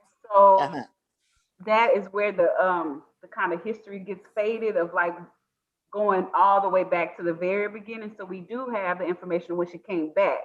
Okay. But before that, I can't answer that. But I know it's been over 20. Yes. Yeah. So while I just want to I'm filling the time until our speaker comes on, but I want to hear from you all. I think quite a few of you all have received at least one dose of the vaccine. Is that correct? I've had one. Okay. Both of mine. Okay. I don't. Both of mine. I don't look to see mine until May or June. Okay. I've had both of mine. Okay. I've had both mine. Okay. And did you all have any reactions or everybody's okay? Those of you who have had it? First time I did. I had no reaction. Actually, the day after I had my vaccine, I felt better. And I have COPD. I did not cough like, I did before then. But I had very little soreness. Good. Well, I had no reaction. I didn't even have a soreness on my arm. Yeah, so. The first one gave me a sore I've arm, had but the second one did two, and I had mild symptoms Okay. on the second one. On my first one, it made me kind of sick. The second one didn't bother me, the booster. Okay.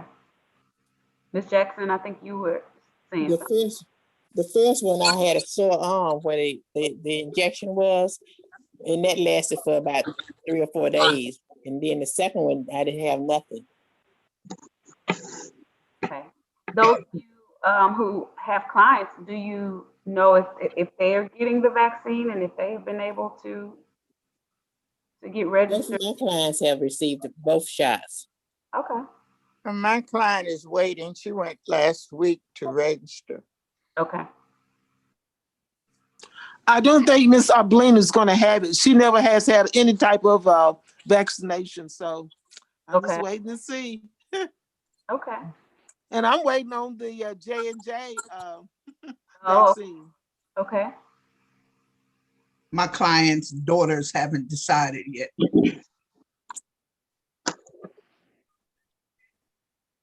Well, I checked on my client about the vaccine, and I was told they are not sure. Okay. Because I have to the son. Got it. Okay. I'm just, again, information gathering, hearing from you all. So how safe would you all feel going back to your client if you have had the vaccine and you know that they've had it? Would you all feel safe going back? Or would you still want to wait and see? I would be okay with it because both of mine have had it and I've had it, so we're good to go. I'm a little skeptical, but I had COVID, and it didn't treat me too well. And I'm not sure about my client because I don't know if they really believe in taking shots or what. Okay. Is there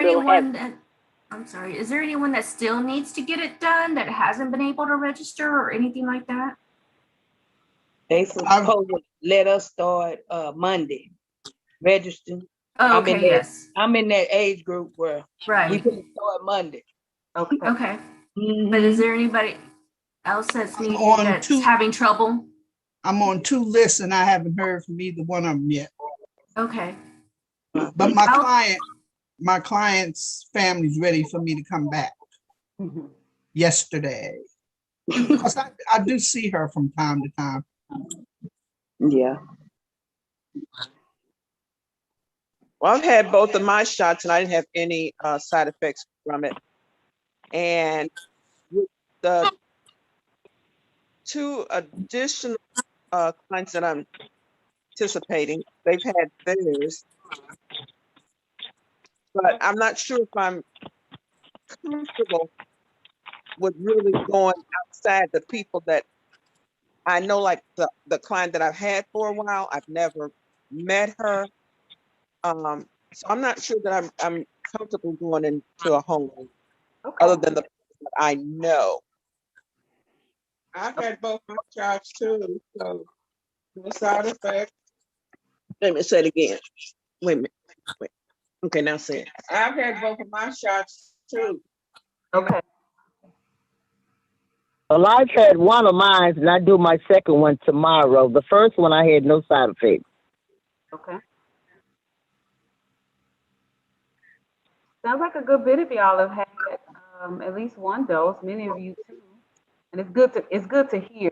You know that people have had the shot, have either had no side effects or minor or mild side effects. So it's good to just kind of hear where you guys are and what you're thinking and do you have any concerns that you want to share with us, either about the vaccine or going back into clients' homes? This is good for us as we talk about, what a return to service could look like.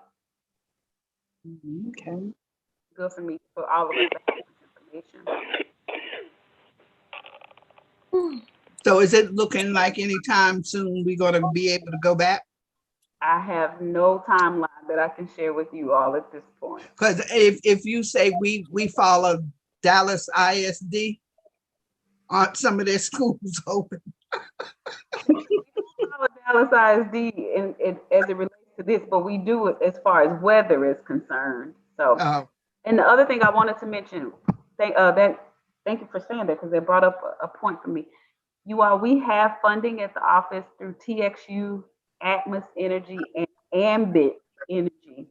If you all have or need assistance with your utilities, please call us, because we have funding here or at the office through the senior source to help you all with those bills. Again, if you have TXU, Ambit Energy, or Atmos. No Green Mountain? No Green Mountain. Sorry. I know. Call the office and let us help you out. We know some folks had some really unexpected, expensive bills after that winter storm. We want to be able to support you all and be a resource for that. Please share it with your clients, family members, neighbors, church members. If they need help, have them call us. Okay? Okay. Thank you. I think Constance left to see if our speaker was still able to join us. So thank you for being patient. Please hold on with us for a little while longer. That's a nice little spurt of gray hair you got. I know y'all like it. I have one back here that's like super long. I think it was Miss Brashear was in the office on Monday, and I was trying to show her my favorite little gray hair. But that's nice the way it's coming around your hairline. That's how my sister's is. Her whole hairline here is all gray. Yeah. Miss Hunter, I see your hand raised. Betty Hunter. Oh, we can't hear you, Miss Hunter.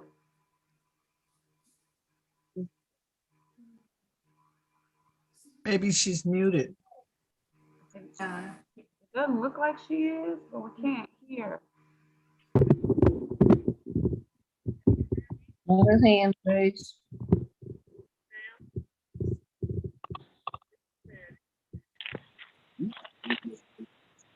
Can you hear me?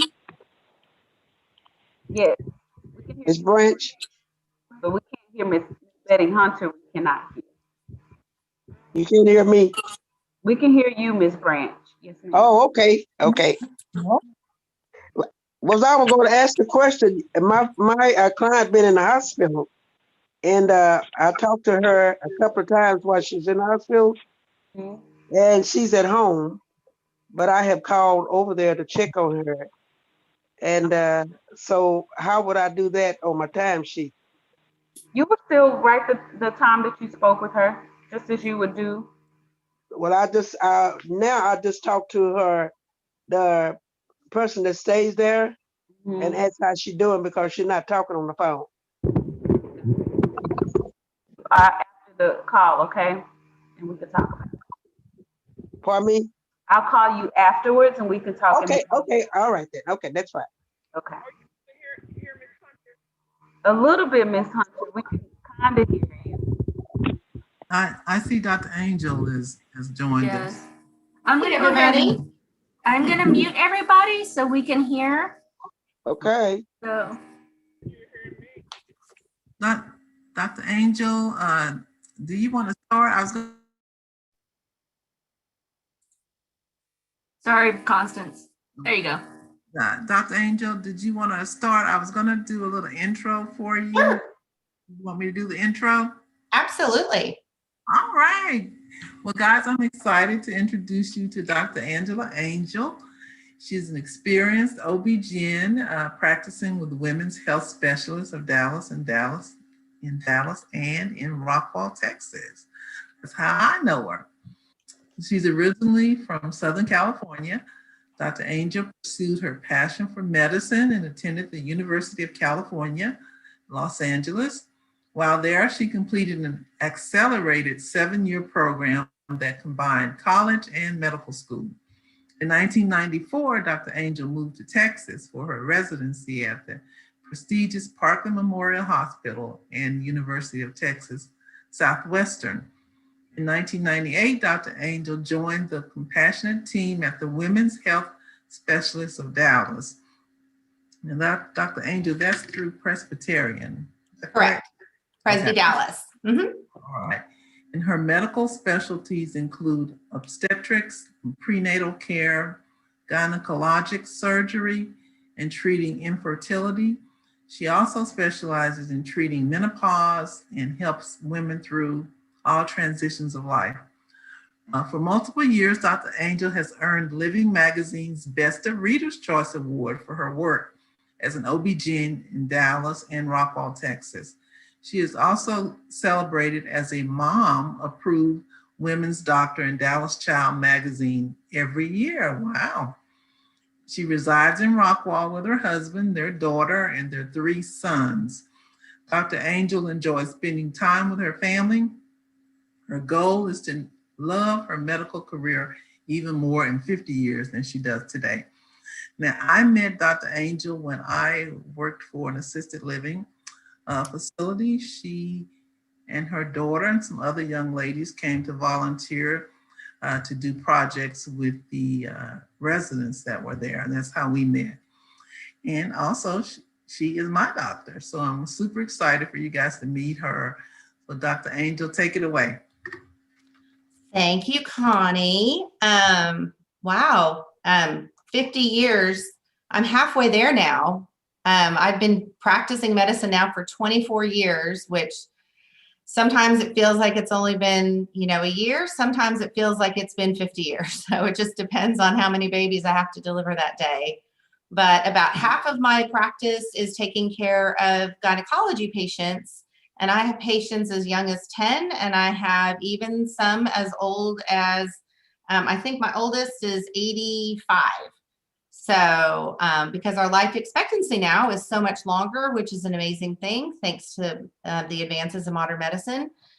So I know that Connie asked me to talk to a particular group, your group, over the age of 65. The question usually comes up, well, why do I need to keep seeing my gynecologist?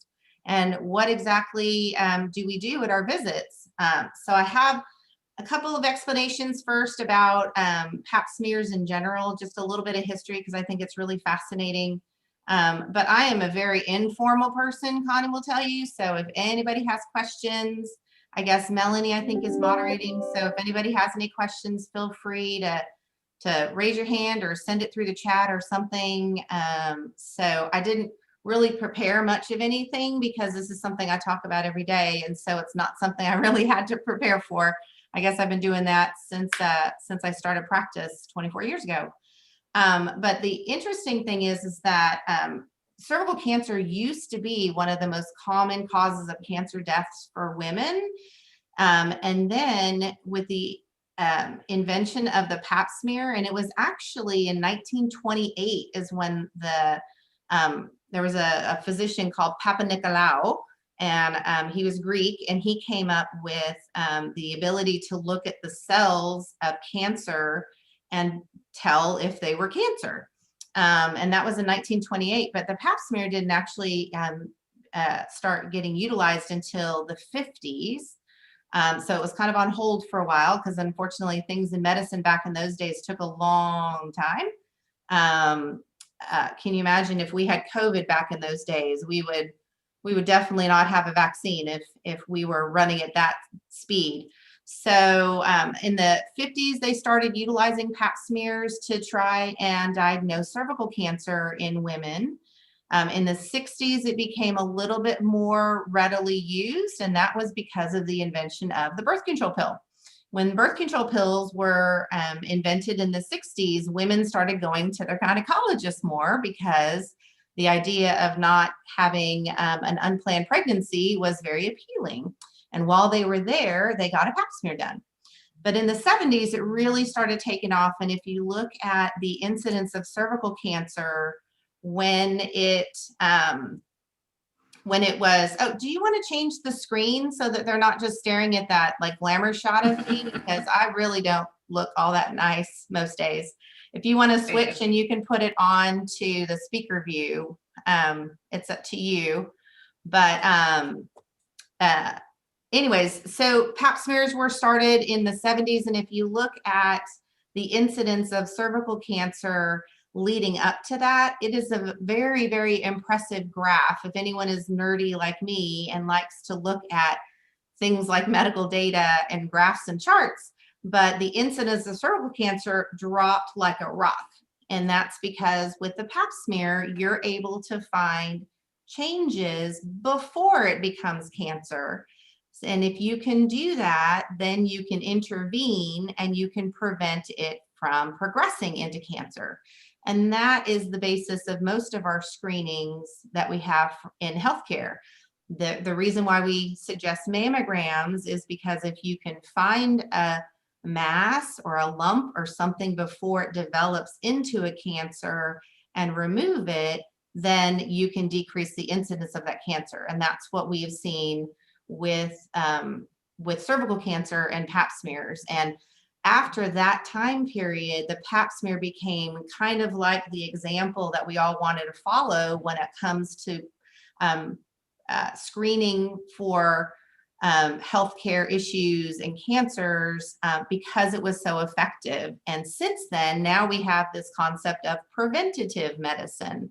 Before the 70s, you would go to your doctor if you were sick. After the 70s, you would go to your doctor to keep from getting sick. And that is something that we still try and do today. It's a much easier way of managing patients for sure. And so screening techniques, including the pap smear, is why we go to the doctor on a regular basis and we don't wait until we get sick. So the majority of cervical cancer that is diagnosed today, now that we do pap smears on our female patients, majority of it is found before the age of 50. So why do we still do pap smears on patients after the age of 50? Well, any graph that you look at is going to have what's called a bell-shaped curve. So you're going to have just as many people before the age of 50, just as many people after the age of 50 to make 50 your average. So you still do see cervical cancer after the age of 50. And there's some reasons why we continue to do pap smears even after a hysterectomy, for example.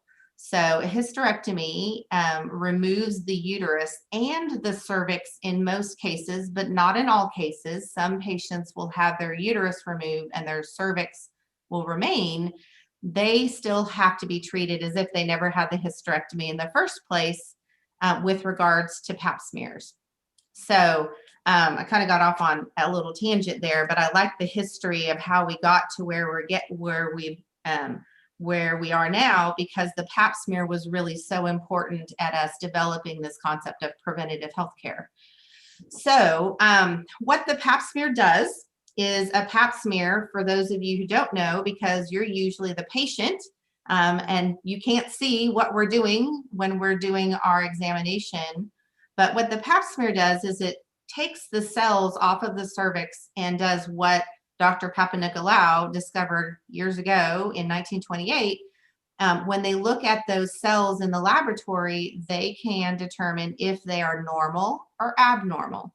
But more importantly, in the last 10 years, we've also been able to look to see the status of a virus. There is now a very well understood virus called human papillomavirus that we now know causes the majority of cervical cancers. Back in 1928, they didn't know why. They didn't know what we could do to prevent cervical cancers. They were just trying to diagnose it as early as possible. But now that we know about this virus and we know how to identify it, and we know how to identify which ones are more aggressive and which ones are less aggressive, that has become part of a pap smear. And the results on your pap smear are also going to talk about whether or not HPV, which that's the abbreviation for human papillomavirus, if HPV is present or it's not present. And we have to explain to patients about viral pathology because it's really confusing. And I'm hoping, at least after our experience with this lovely virus this past year called COVID, that maybe some of our explanation has already been had. I think people understand more about viruses now than they used to. But the thing about viruses is viruses, once you're exposed to them, some of them can stay with you for life. Best example of this is chickenpox. Chickenpox is also known as varicella. And if you get chickenpox when you're a child, that chickenpox episode when you're sick and you've got the pox on you and you've got a cold and a runny nose and a fever, that syndrome usually lasts about a week or so, and then you're not sick anymore. Well, the varicella doesn't go away. The varicella goes and hides in your system, especially your nervous system. It hides there. And if you become sick or immunocompromised or go on chemotherapy or just get really stressed out, that virus can present itself again in your lifetime, called shingles. It's the same virus that you had when you were a kid, and it's been hiding out for all those years, and then it can come back out. So you don't get it from anywhere or anything or anybody. You have already had that virus. So many of you have probably had the shingle shot, which is a vaccine trying to boost your immune system so that it can keep your varicella quiet. But that's a very good example of how some viruses will stay with you for years and then come back out during times that they find an opportunity. The human papillomavirus, or HPV, is the same. So someone could be exposed to HPV, and the exposure to HPV happens when we have intercourse. So back when we're trying to have babies and we're married and we're having intercourse, then that's how the virus gets into the cervix and gets into the vagina. But if you've got a very healthy immune system when you're a young person, and Melanie said, never had chicken pox, but got a shingles the week after my 39th birthday. Well, I've had it twice. Once when I was interviewing for medical school at UCLA, so a little stressed. And then another time later on when I was very sick and I had strep throat. So some of the best of us can have shingles, and it's extremely painful. So no fun whatsoever. So everybody get your shingle shot if you haven't had one. But back to HPV. So HPV is something you can be exposed to very first time that you have intercourse with your very first partner. Could be with your husband once you get married. But if you've got a healthy immune system, which most people do when they're a young person, it keeps that virus from doing anything. So you're exposed, but you're not sick, and your pap smears are normal. And then perhaps later on, if you were to get sick, if you were to go on chemotherapy, if something were to happen to your immune system, you can have the presentation of that HPV virus. And patients, when you call them and say, your pap smear is normal, but your HPV test was positive, a lot of people assume that means that they just got that HPV. And that is not the case. And so with further explanation, we can tell them, this is something that could have been there for many years. And for some reason now it's coming up. So, and I think Juanita has a question. I see her hand raised. Can somebody unmute her? Oh, I can unmute myself. Oh, you can unmute yourself. Yes, you had a question, Miss Juanita. Well, I actually had two. With this HPV, why is it that little girls get a shot for that? Because I remember my son saying that he was taking his daughter to get a shot for it. Mm-hmm. And she was 10 when he passed away. So she was below 10. And I never remembered in my life time of getting a shot that I got a shot for HPV. Yeah, and that's because we didn't know about HPV when you were younger. And we didn't have an ability to make a vaccine against it. So starting at about, I probably could look this up for you guys, but I would say about 15 years ago, then maybe somewhere around there, 15 years ago, we developed the ability of not only testing for HPV, but also making a vaccine against it. And the goal with a vaccine is to give it before someone is exposed to it. So kind of like COVID. If you get your vaccine and then you're exposed to COVID, the COVID won't affect you and make you sick. So that's the purpose of vaccinations. So we try and vaccinate our young people before they start becoming sexually active. And the recommendation was between the ages of 10 and 27 was the goal. And that was with the assumption that most girls have been sexually active after the age of 27. Well, now that's even changed, and we can start to vaccinate patients all the way through their life. Because what I see in some of my 30 and 40-year-olds who maybe they're a widow, or maybe they've been through a divorce and they're re-entering the dating field. And if they're re-entering the dating scene and they might have a new partner, we still want to protect them. And so the vaccination contains only a few of the strains of the virus. There is more than 30 strains of this virus. There's HPV 1, 2, 3, 4, 5, and so on. We could not vaccinate everybody against all 30 strains, or the syringe would be like a gallon-sized jug. So we had to pick out the most aggressive ones. And so 16, 18, 45 are the three of the most aggressive strains of this virus. So the vaccination contains those.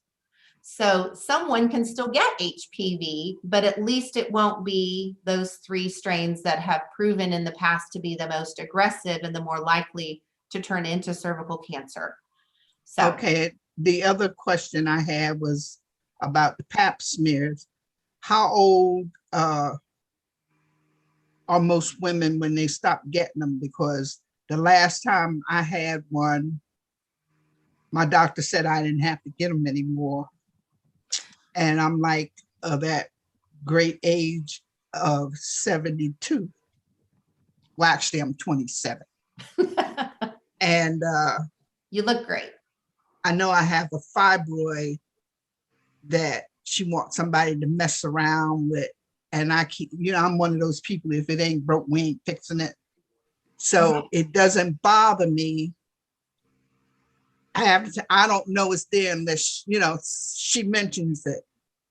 But if you've gone a number of years and you have not developed an abnormal pap smear or cervical cancer, then you've kind of proven to us in gynecology that you are likely to be fine if you don't receive more pap smears. So after the age of 65, if you've had a normal pap smear for the 10 years leading up to that, and especially if you've tested negative for the HPV virus preceding that 65, there are some organizations that say you don't need to ever have another pap smear after the age of 65.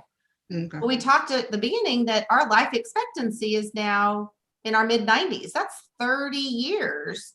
My opinion is if someone is wanting to do preventative health care and they want to be screened because they don't want to be sent out to pasture after the age of 65, I am more than happy to do an exam and a pelvic exam with a pap smear on patients after the age of 65. But you wouldn't be neglecting your health if you opted to not have one, if you've not had any abnormalities leading up to that point. Mm. So the problem is we've got different organizations that all have different opinions.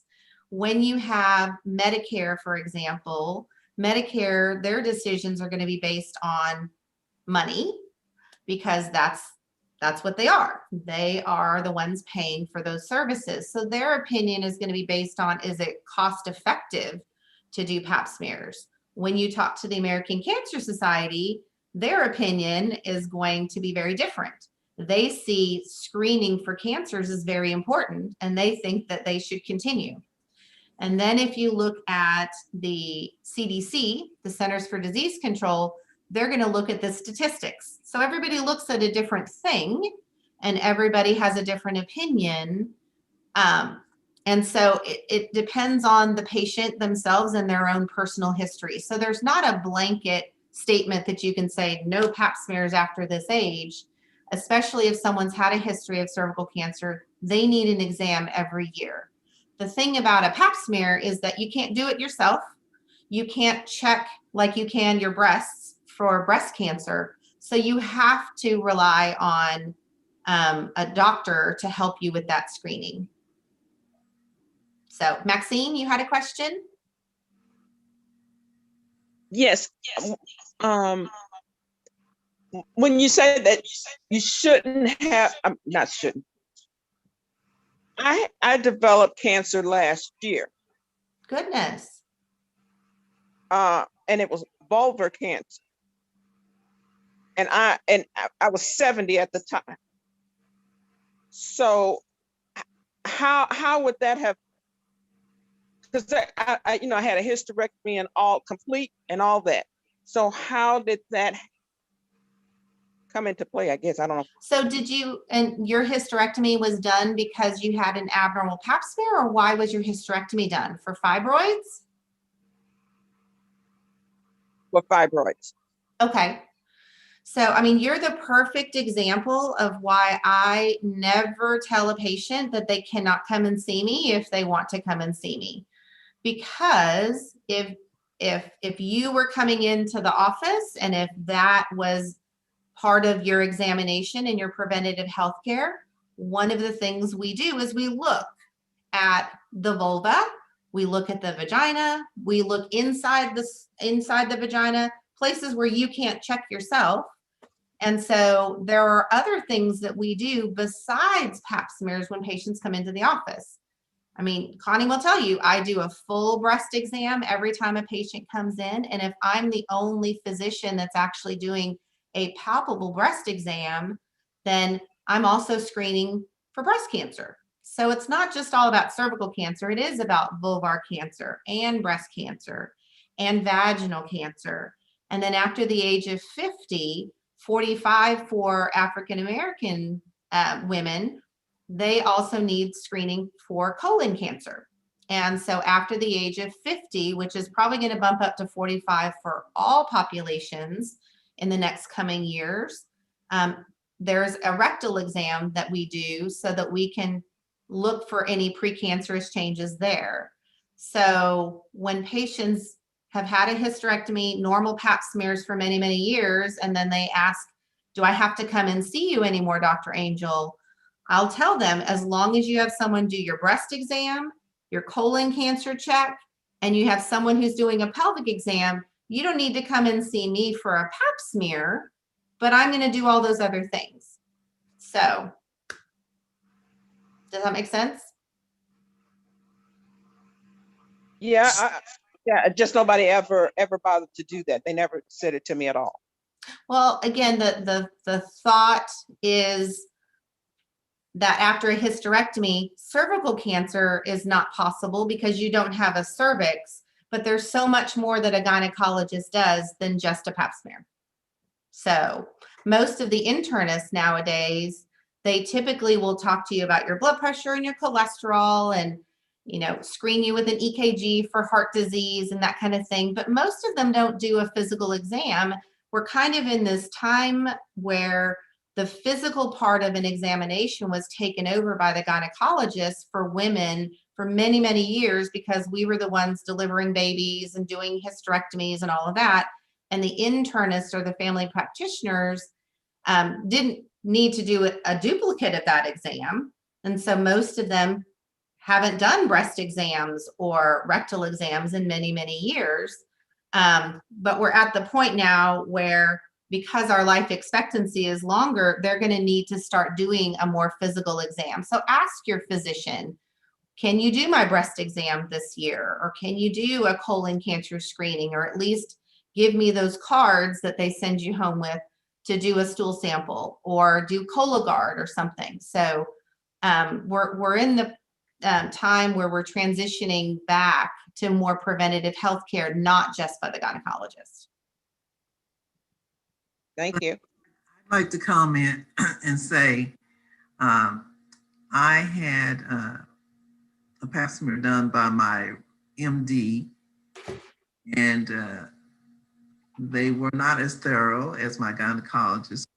So, and they missed something. And when I went to my gynecologist caught it. And it wasn't you, Dr. Angel, it was the doctor I had before you.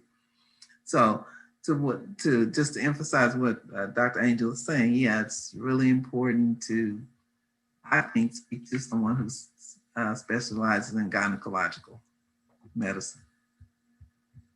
And most internists are good about referring you to a gynecologist if they find something or see something that they don't feel comfortable discussing with you.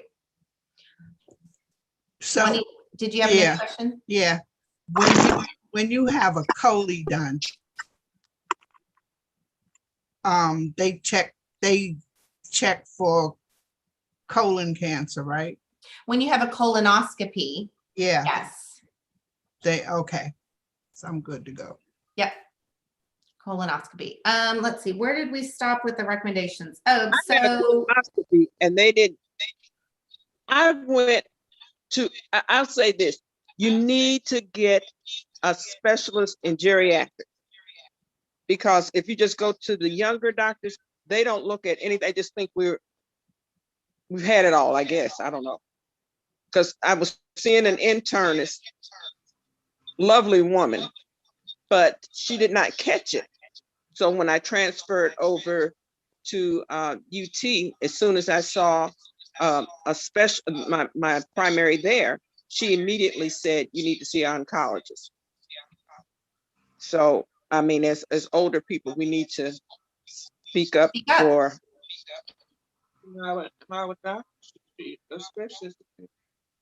Yeah.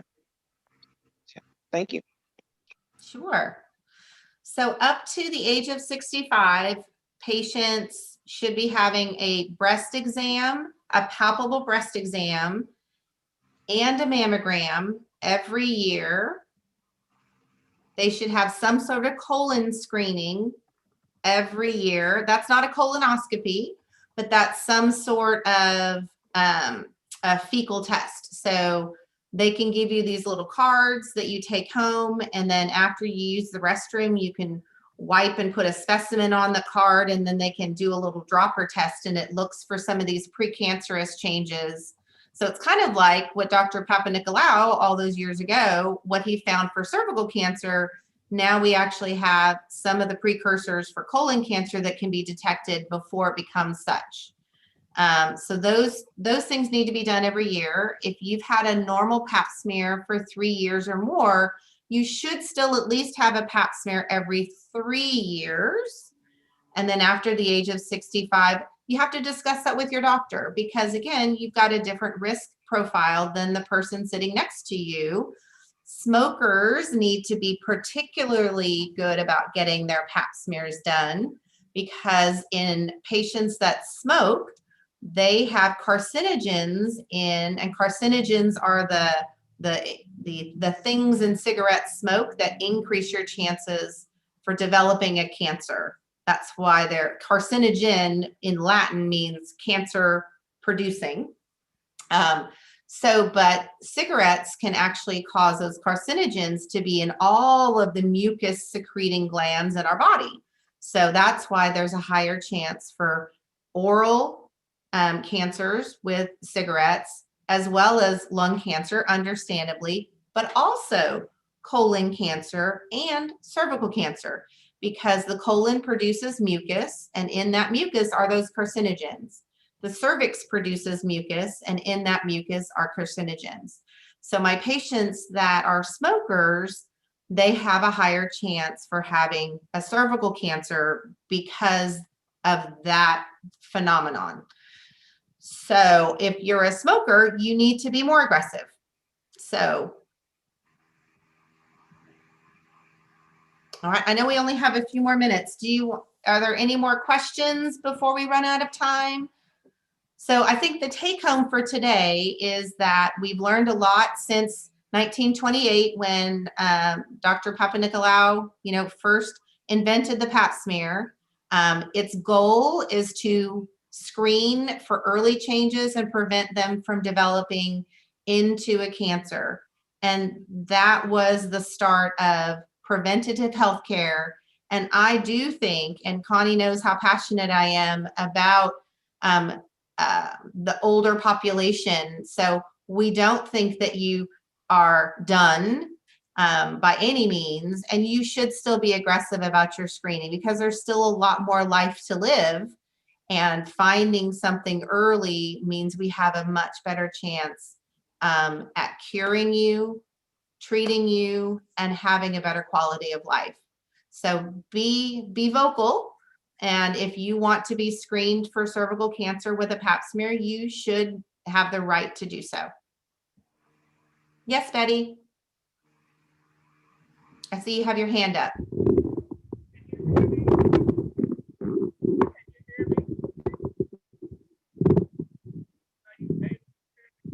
Oh. No, we can't hear you. We can't hear you, Betty. Can you hear it now? Yes. Are you able to hear me? Yep. I was looking at a medical report the other day, and I'm scheduled for a mammogram. But the medical report said that if you had the vaccines, it's a good thing to wait several weeks before you take the mammogram, because something shows up in the mammogram that resembles cancer. And it is not. It's because of the vaccines that are working, or whatever they will call it. But that's something to think about, because I'm not scheduling mine till later. That's interesting. I've not heard that, Betty. I mean, if you think about what a vaccine is supposed to do, it's supposed to activate your immune system, and your immune system is your lymph nodes. And so I guess maybe they are referring to your lymph nodes being a little bit more active, but there's an easy way to tell if it's a reactive lymph node versus a cancer on a mammogram. Mammograms are x-rays of the breast. That's why they have to do that whole squishing technique that nobody likes, but they have to put your breast tissue between two plates, and they use x-rays. And cancer of the breast usually has some calcifications. That's why the lumps that people will feel are hard like bone, because they have calcium. And the calcium is going to show up on a mammogram as something very white, like a bone does. I'm sure everyone's seen an x-ray and it looks like white bones on a black screen. A But this mammogram looked like, looks this similar. was white. When they were showing it, it showed it to be white. So I'm waiting to take mine. Yeah. I've never heard of a vaccine causing an abnormal mammogram. But if they're referring to the COVID vaccine, we just don't have any information like we do on our other vaccines. We haven't had it around long enough. So unfortunately, we usually have about 7 years to do studies on vaccines before they can be released. We didn't have 7 years in 2020. We had to hurry up and get a way to protect the population from COVID. So, so we're going to learn more as the years go on. And maybe that's something that they will find is a reality, that it affects the lymph nodes and makes them look abnormal on that mammogram. Up until now, I've never heard that before. But they need to check it out to see, make sure, you know. Yeah, absolutely. Oh, Dorothy, you're muted, honey. I just want to say I heard the same information, and I spoke to my physician, and he said the same thing. So there we are. Yeah, I was in the news on yesterday. It sure was. Oh, it was on the news yesterday. Yeah, I don't watch the news. It's too depressing. Mm-hmm. Yes, it was. It is a little bit disturbing, yes. Yeah, well, I'm not a breast surgeon, so I probably wasn't privy to that information like other physicians were, but I will definitely look that up now that you guys have told me that. And it's specific with the COVID vaccine? That is correct. Huh. That is correct. Mm-hmm. And I just happened to call my doctor, and he agreed with it as well. He just said we had to be very careful with the taking the COVID-19 vaccine and the mammogram and a lot of other allergies and also. Interesting. Well, like I said, we're going to hear lots more as the years go on. How long has it been since you had to? A week ago, I had the COVID, my last COVID shot 2 weeks ago, and I had a mammogram last week. Have you received your results yet? Yeah, it was fine. I had to go back, and they had to do a sonogram. But everything was fine. Yeah. Good. Dr. Angel, just let us know when you need to leave. We don't want to keep you. No, I'm good. I don't know if you have anybody else set up to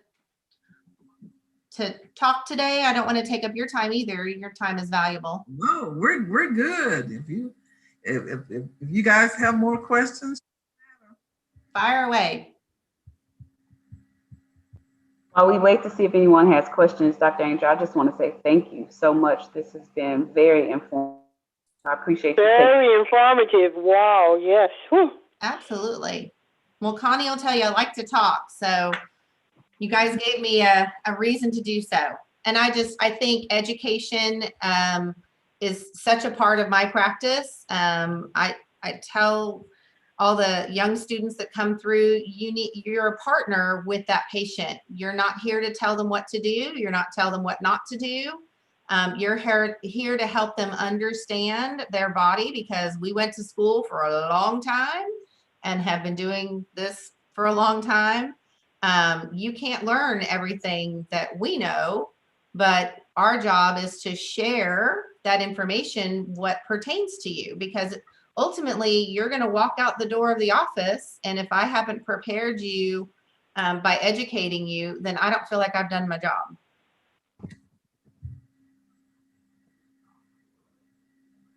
Well, this has been very informative. I've learned a lot. Very, Good. Well, anytime. I mean, be more than happy to talk to you guys at any time about any other subjects in my Hello? scope.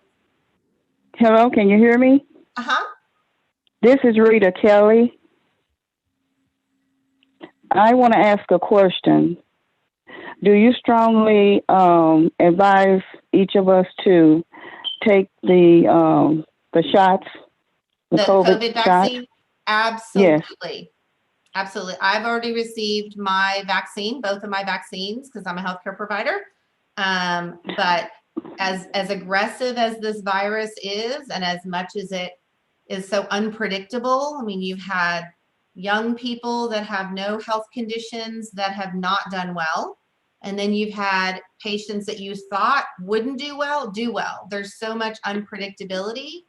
Unless you have an adverse reaction to vaccinations or it's not advised. No, I don't. No, I don't. But I asked that question because I already have the antibodies of the COVID, the COVID-19. I guess I had it back in October, late October, early November, but I didn't know I had it until I went to my PCP doctor. And you know, they do blood work and all that stuff. So she said that I had the antibodies of the You virus. must have had a very mild case. I was real sick, but I didn't know what it was because my daughters had to help me, you know, do a lot of things. But I never lost my taste. Well, I probably did lose my taste because a lot of stuff that I had been eating, it didn't taste good to me anymore. And I had a few aches and pains. I couldn't really do nothing for myself. They had to kind of help me, you know, do a lot of things. But I didn't go to the emergency room. One of my daughters, she had it when I had it. And she had to go to emergency because she couldn't breathe. But my breathing never, you know, I could still breathe the normal way. But that's the reason I asked, because I already have the antibodies. So I still need to go and take the shots. Yeah, I mean, we don't know how long those antibodies last. Again, we don't have the advantage of 7 years of data to analyze and look at things. And so the recommendation is still to go ahead and get vaccinated after 90 days. So I guess if it was the beginning of November, December, yep. So it's been past those 90 days, but it's still recommended. I had COVID at the end of October, beginning of November as well. And it was still recommended that I receive the vaccine, which I did in December. That was before they told us to wait 90 days. And we're still in the middle of things. And so I should be extra protected, hopefully at this point. Well, I went to my PCP doctor yesterday, and he advised me that I still need to take them, but I just wanted to ask and make sure. And I still think that we all need to be wearing our masks when we're out and about. The hospital has not changed their policy in any way. So, and even if you've been vaccinated, again, I've had COVID and I've been vaccinated and I still wear a mask. Well, I'm going to go take the shots. I strongly advise that we do still wear a mask. Yeah, yeah. And I think we still need to try and socially distant. I think if it's not COVID, we're going to have the flu coming back around at the end of the year. So I think we've learned how to live our lives a little differently, but I think we've learned that we can live our lives and still protect ourselves and those that are vulnerable from infections, whether it's COVID this year or the flu the next year. So I think some of these policies should continue. This is Juanita Kelly here again.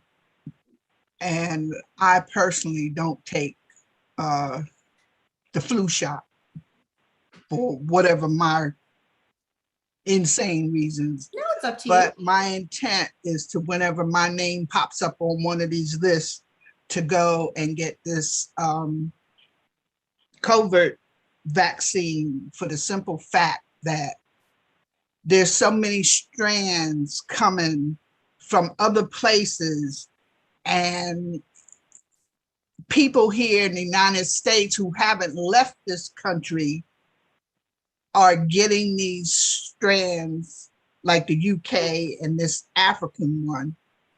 And that's true. That tells me that nobody really knows how this virus is being transmitted. You don't have to leave your bathroom to get it. So I would advise anybody, it's better to have a couple of side effects from the vaccine than it is to have the virus itself. Because when you are better from having a bout with the coronavirus, you still have the virus in your system and it attacks other parts of your important organs that you don't realize. Nobody realizes it until it happens.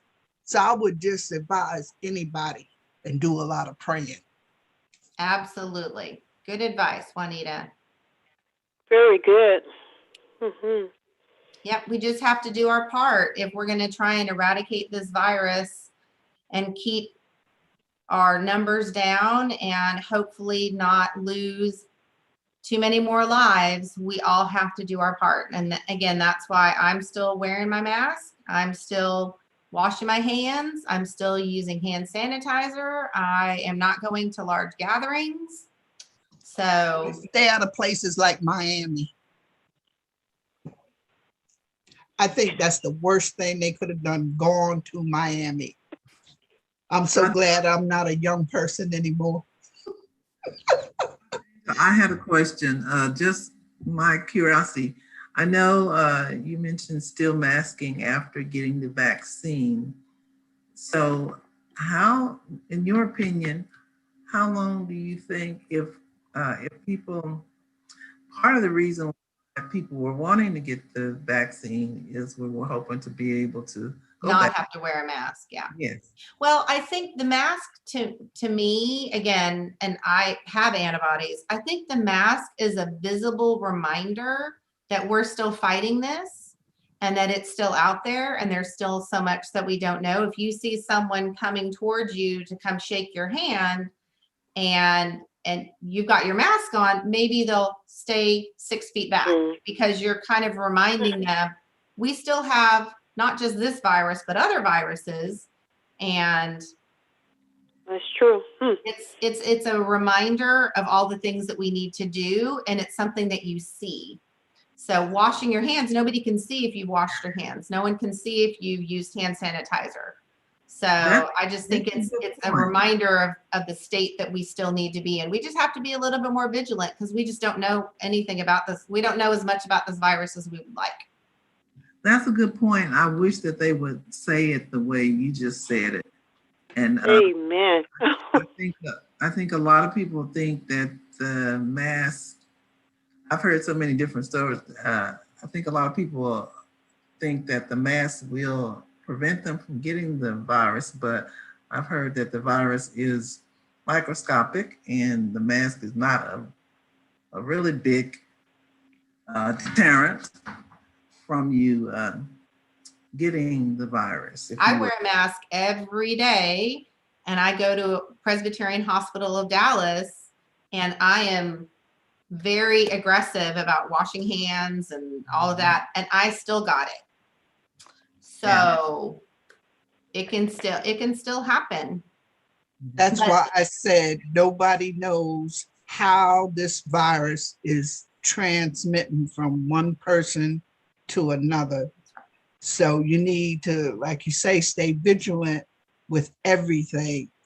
I mean, I like to wear a mask because then I don't have to put my teeth in. And nobody I haven't worn makeup on the bottom half of my face for a year. Yeah. So you get used to it. Look how long China was wearing masks before we even knew that this thing was out here.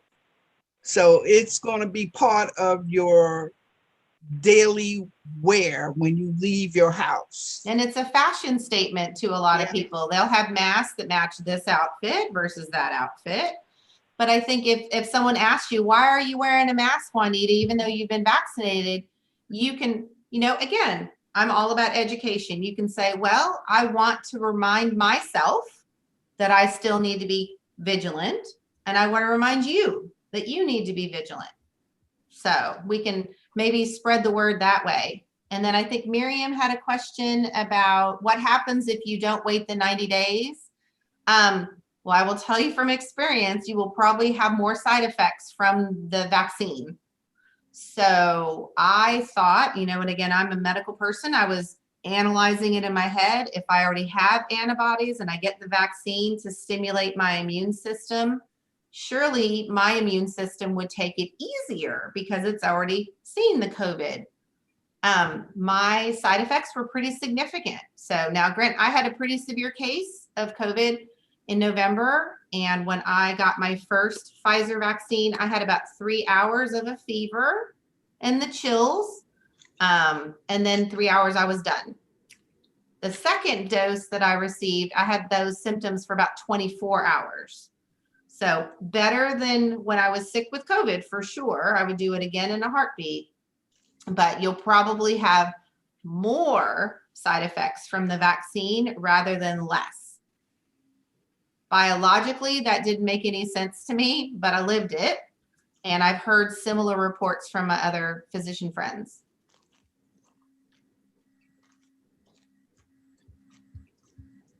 And it looks like. Well, Dr. Engel, I just wanted to say I'm a retired nurse, OR nurse, and I've always wear masks.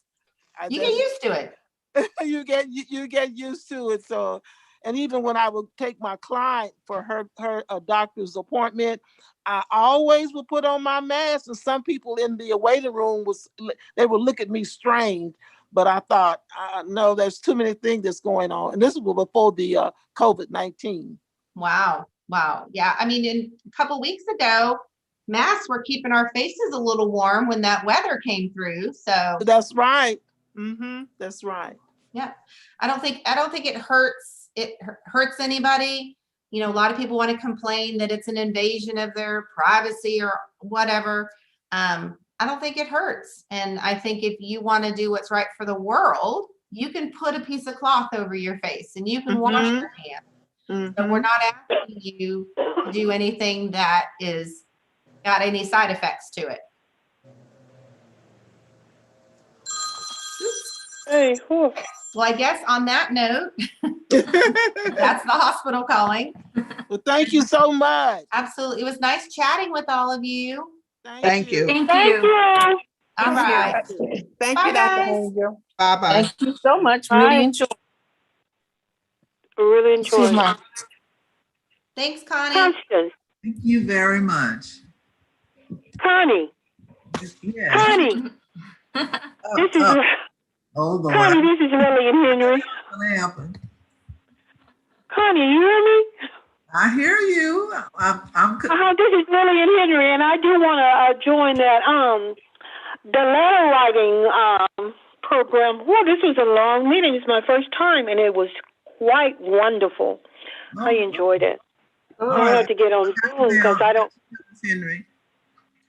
I just really enjoyed it thoroughly and very informative. And yes, I think I've already put my name on that list. I'm not sure. But I want to get on Zoom. I don't like this talking, and I want to see people. We'll have to get you in the next, Miss Henry. Okay. Okay. It's been a Melissa. Yes. Is Melissa still on the line? I am. This is Miss McAfee. Can you call me after this meeting, or can I call you? Yes, ma'am. Okay. And in the interest of time, everyone, we're going to go ahead and end today's meeting. It's been long. Thank y'all for hanging in there with us. We hope you guys. Wow, it was. It was good. Beware. I feel like people are going to start calling you Connie now. Okay, Connie. Connie. Okay, everybody, have a good weekend. All right. Everybody be safe. Okay. Everybody be blessed and safe. Yes. Bye-bye, everybody. Bye-bye. Miss McAfee, I'll call you, okay? Constance, Yes. this is Verda. Can you put on for the PayPal thing? Yes, ma'am. Put the name down for PayPal. Yes, ma'am. I sure will. That's Miss Mabry. Okay, thank you.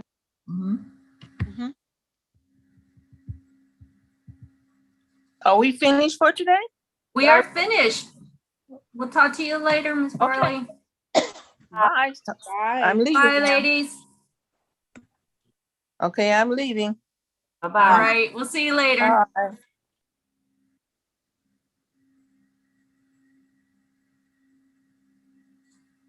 Make sure we count Miss Hunter, Miss Goodwin were together. Mm-hmm. Yeah. Y'all know, do y'all remember how to turn it off, Miss Goodwin? There you I'm sorry. Do you remember how to leave the meeting? Yeah, I was having my phone. It wasn't acting right. I know how to get out. I'm getting out. Oh, I just wanted to make sure. Bye, Miss All right, bye-bye. Miss Kelly, I'll see you Monday.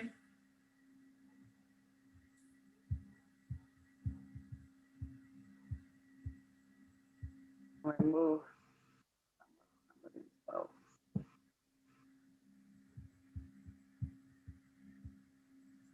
Six other people.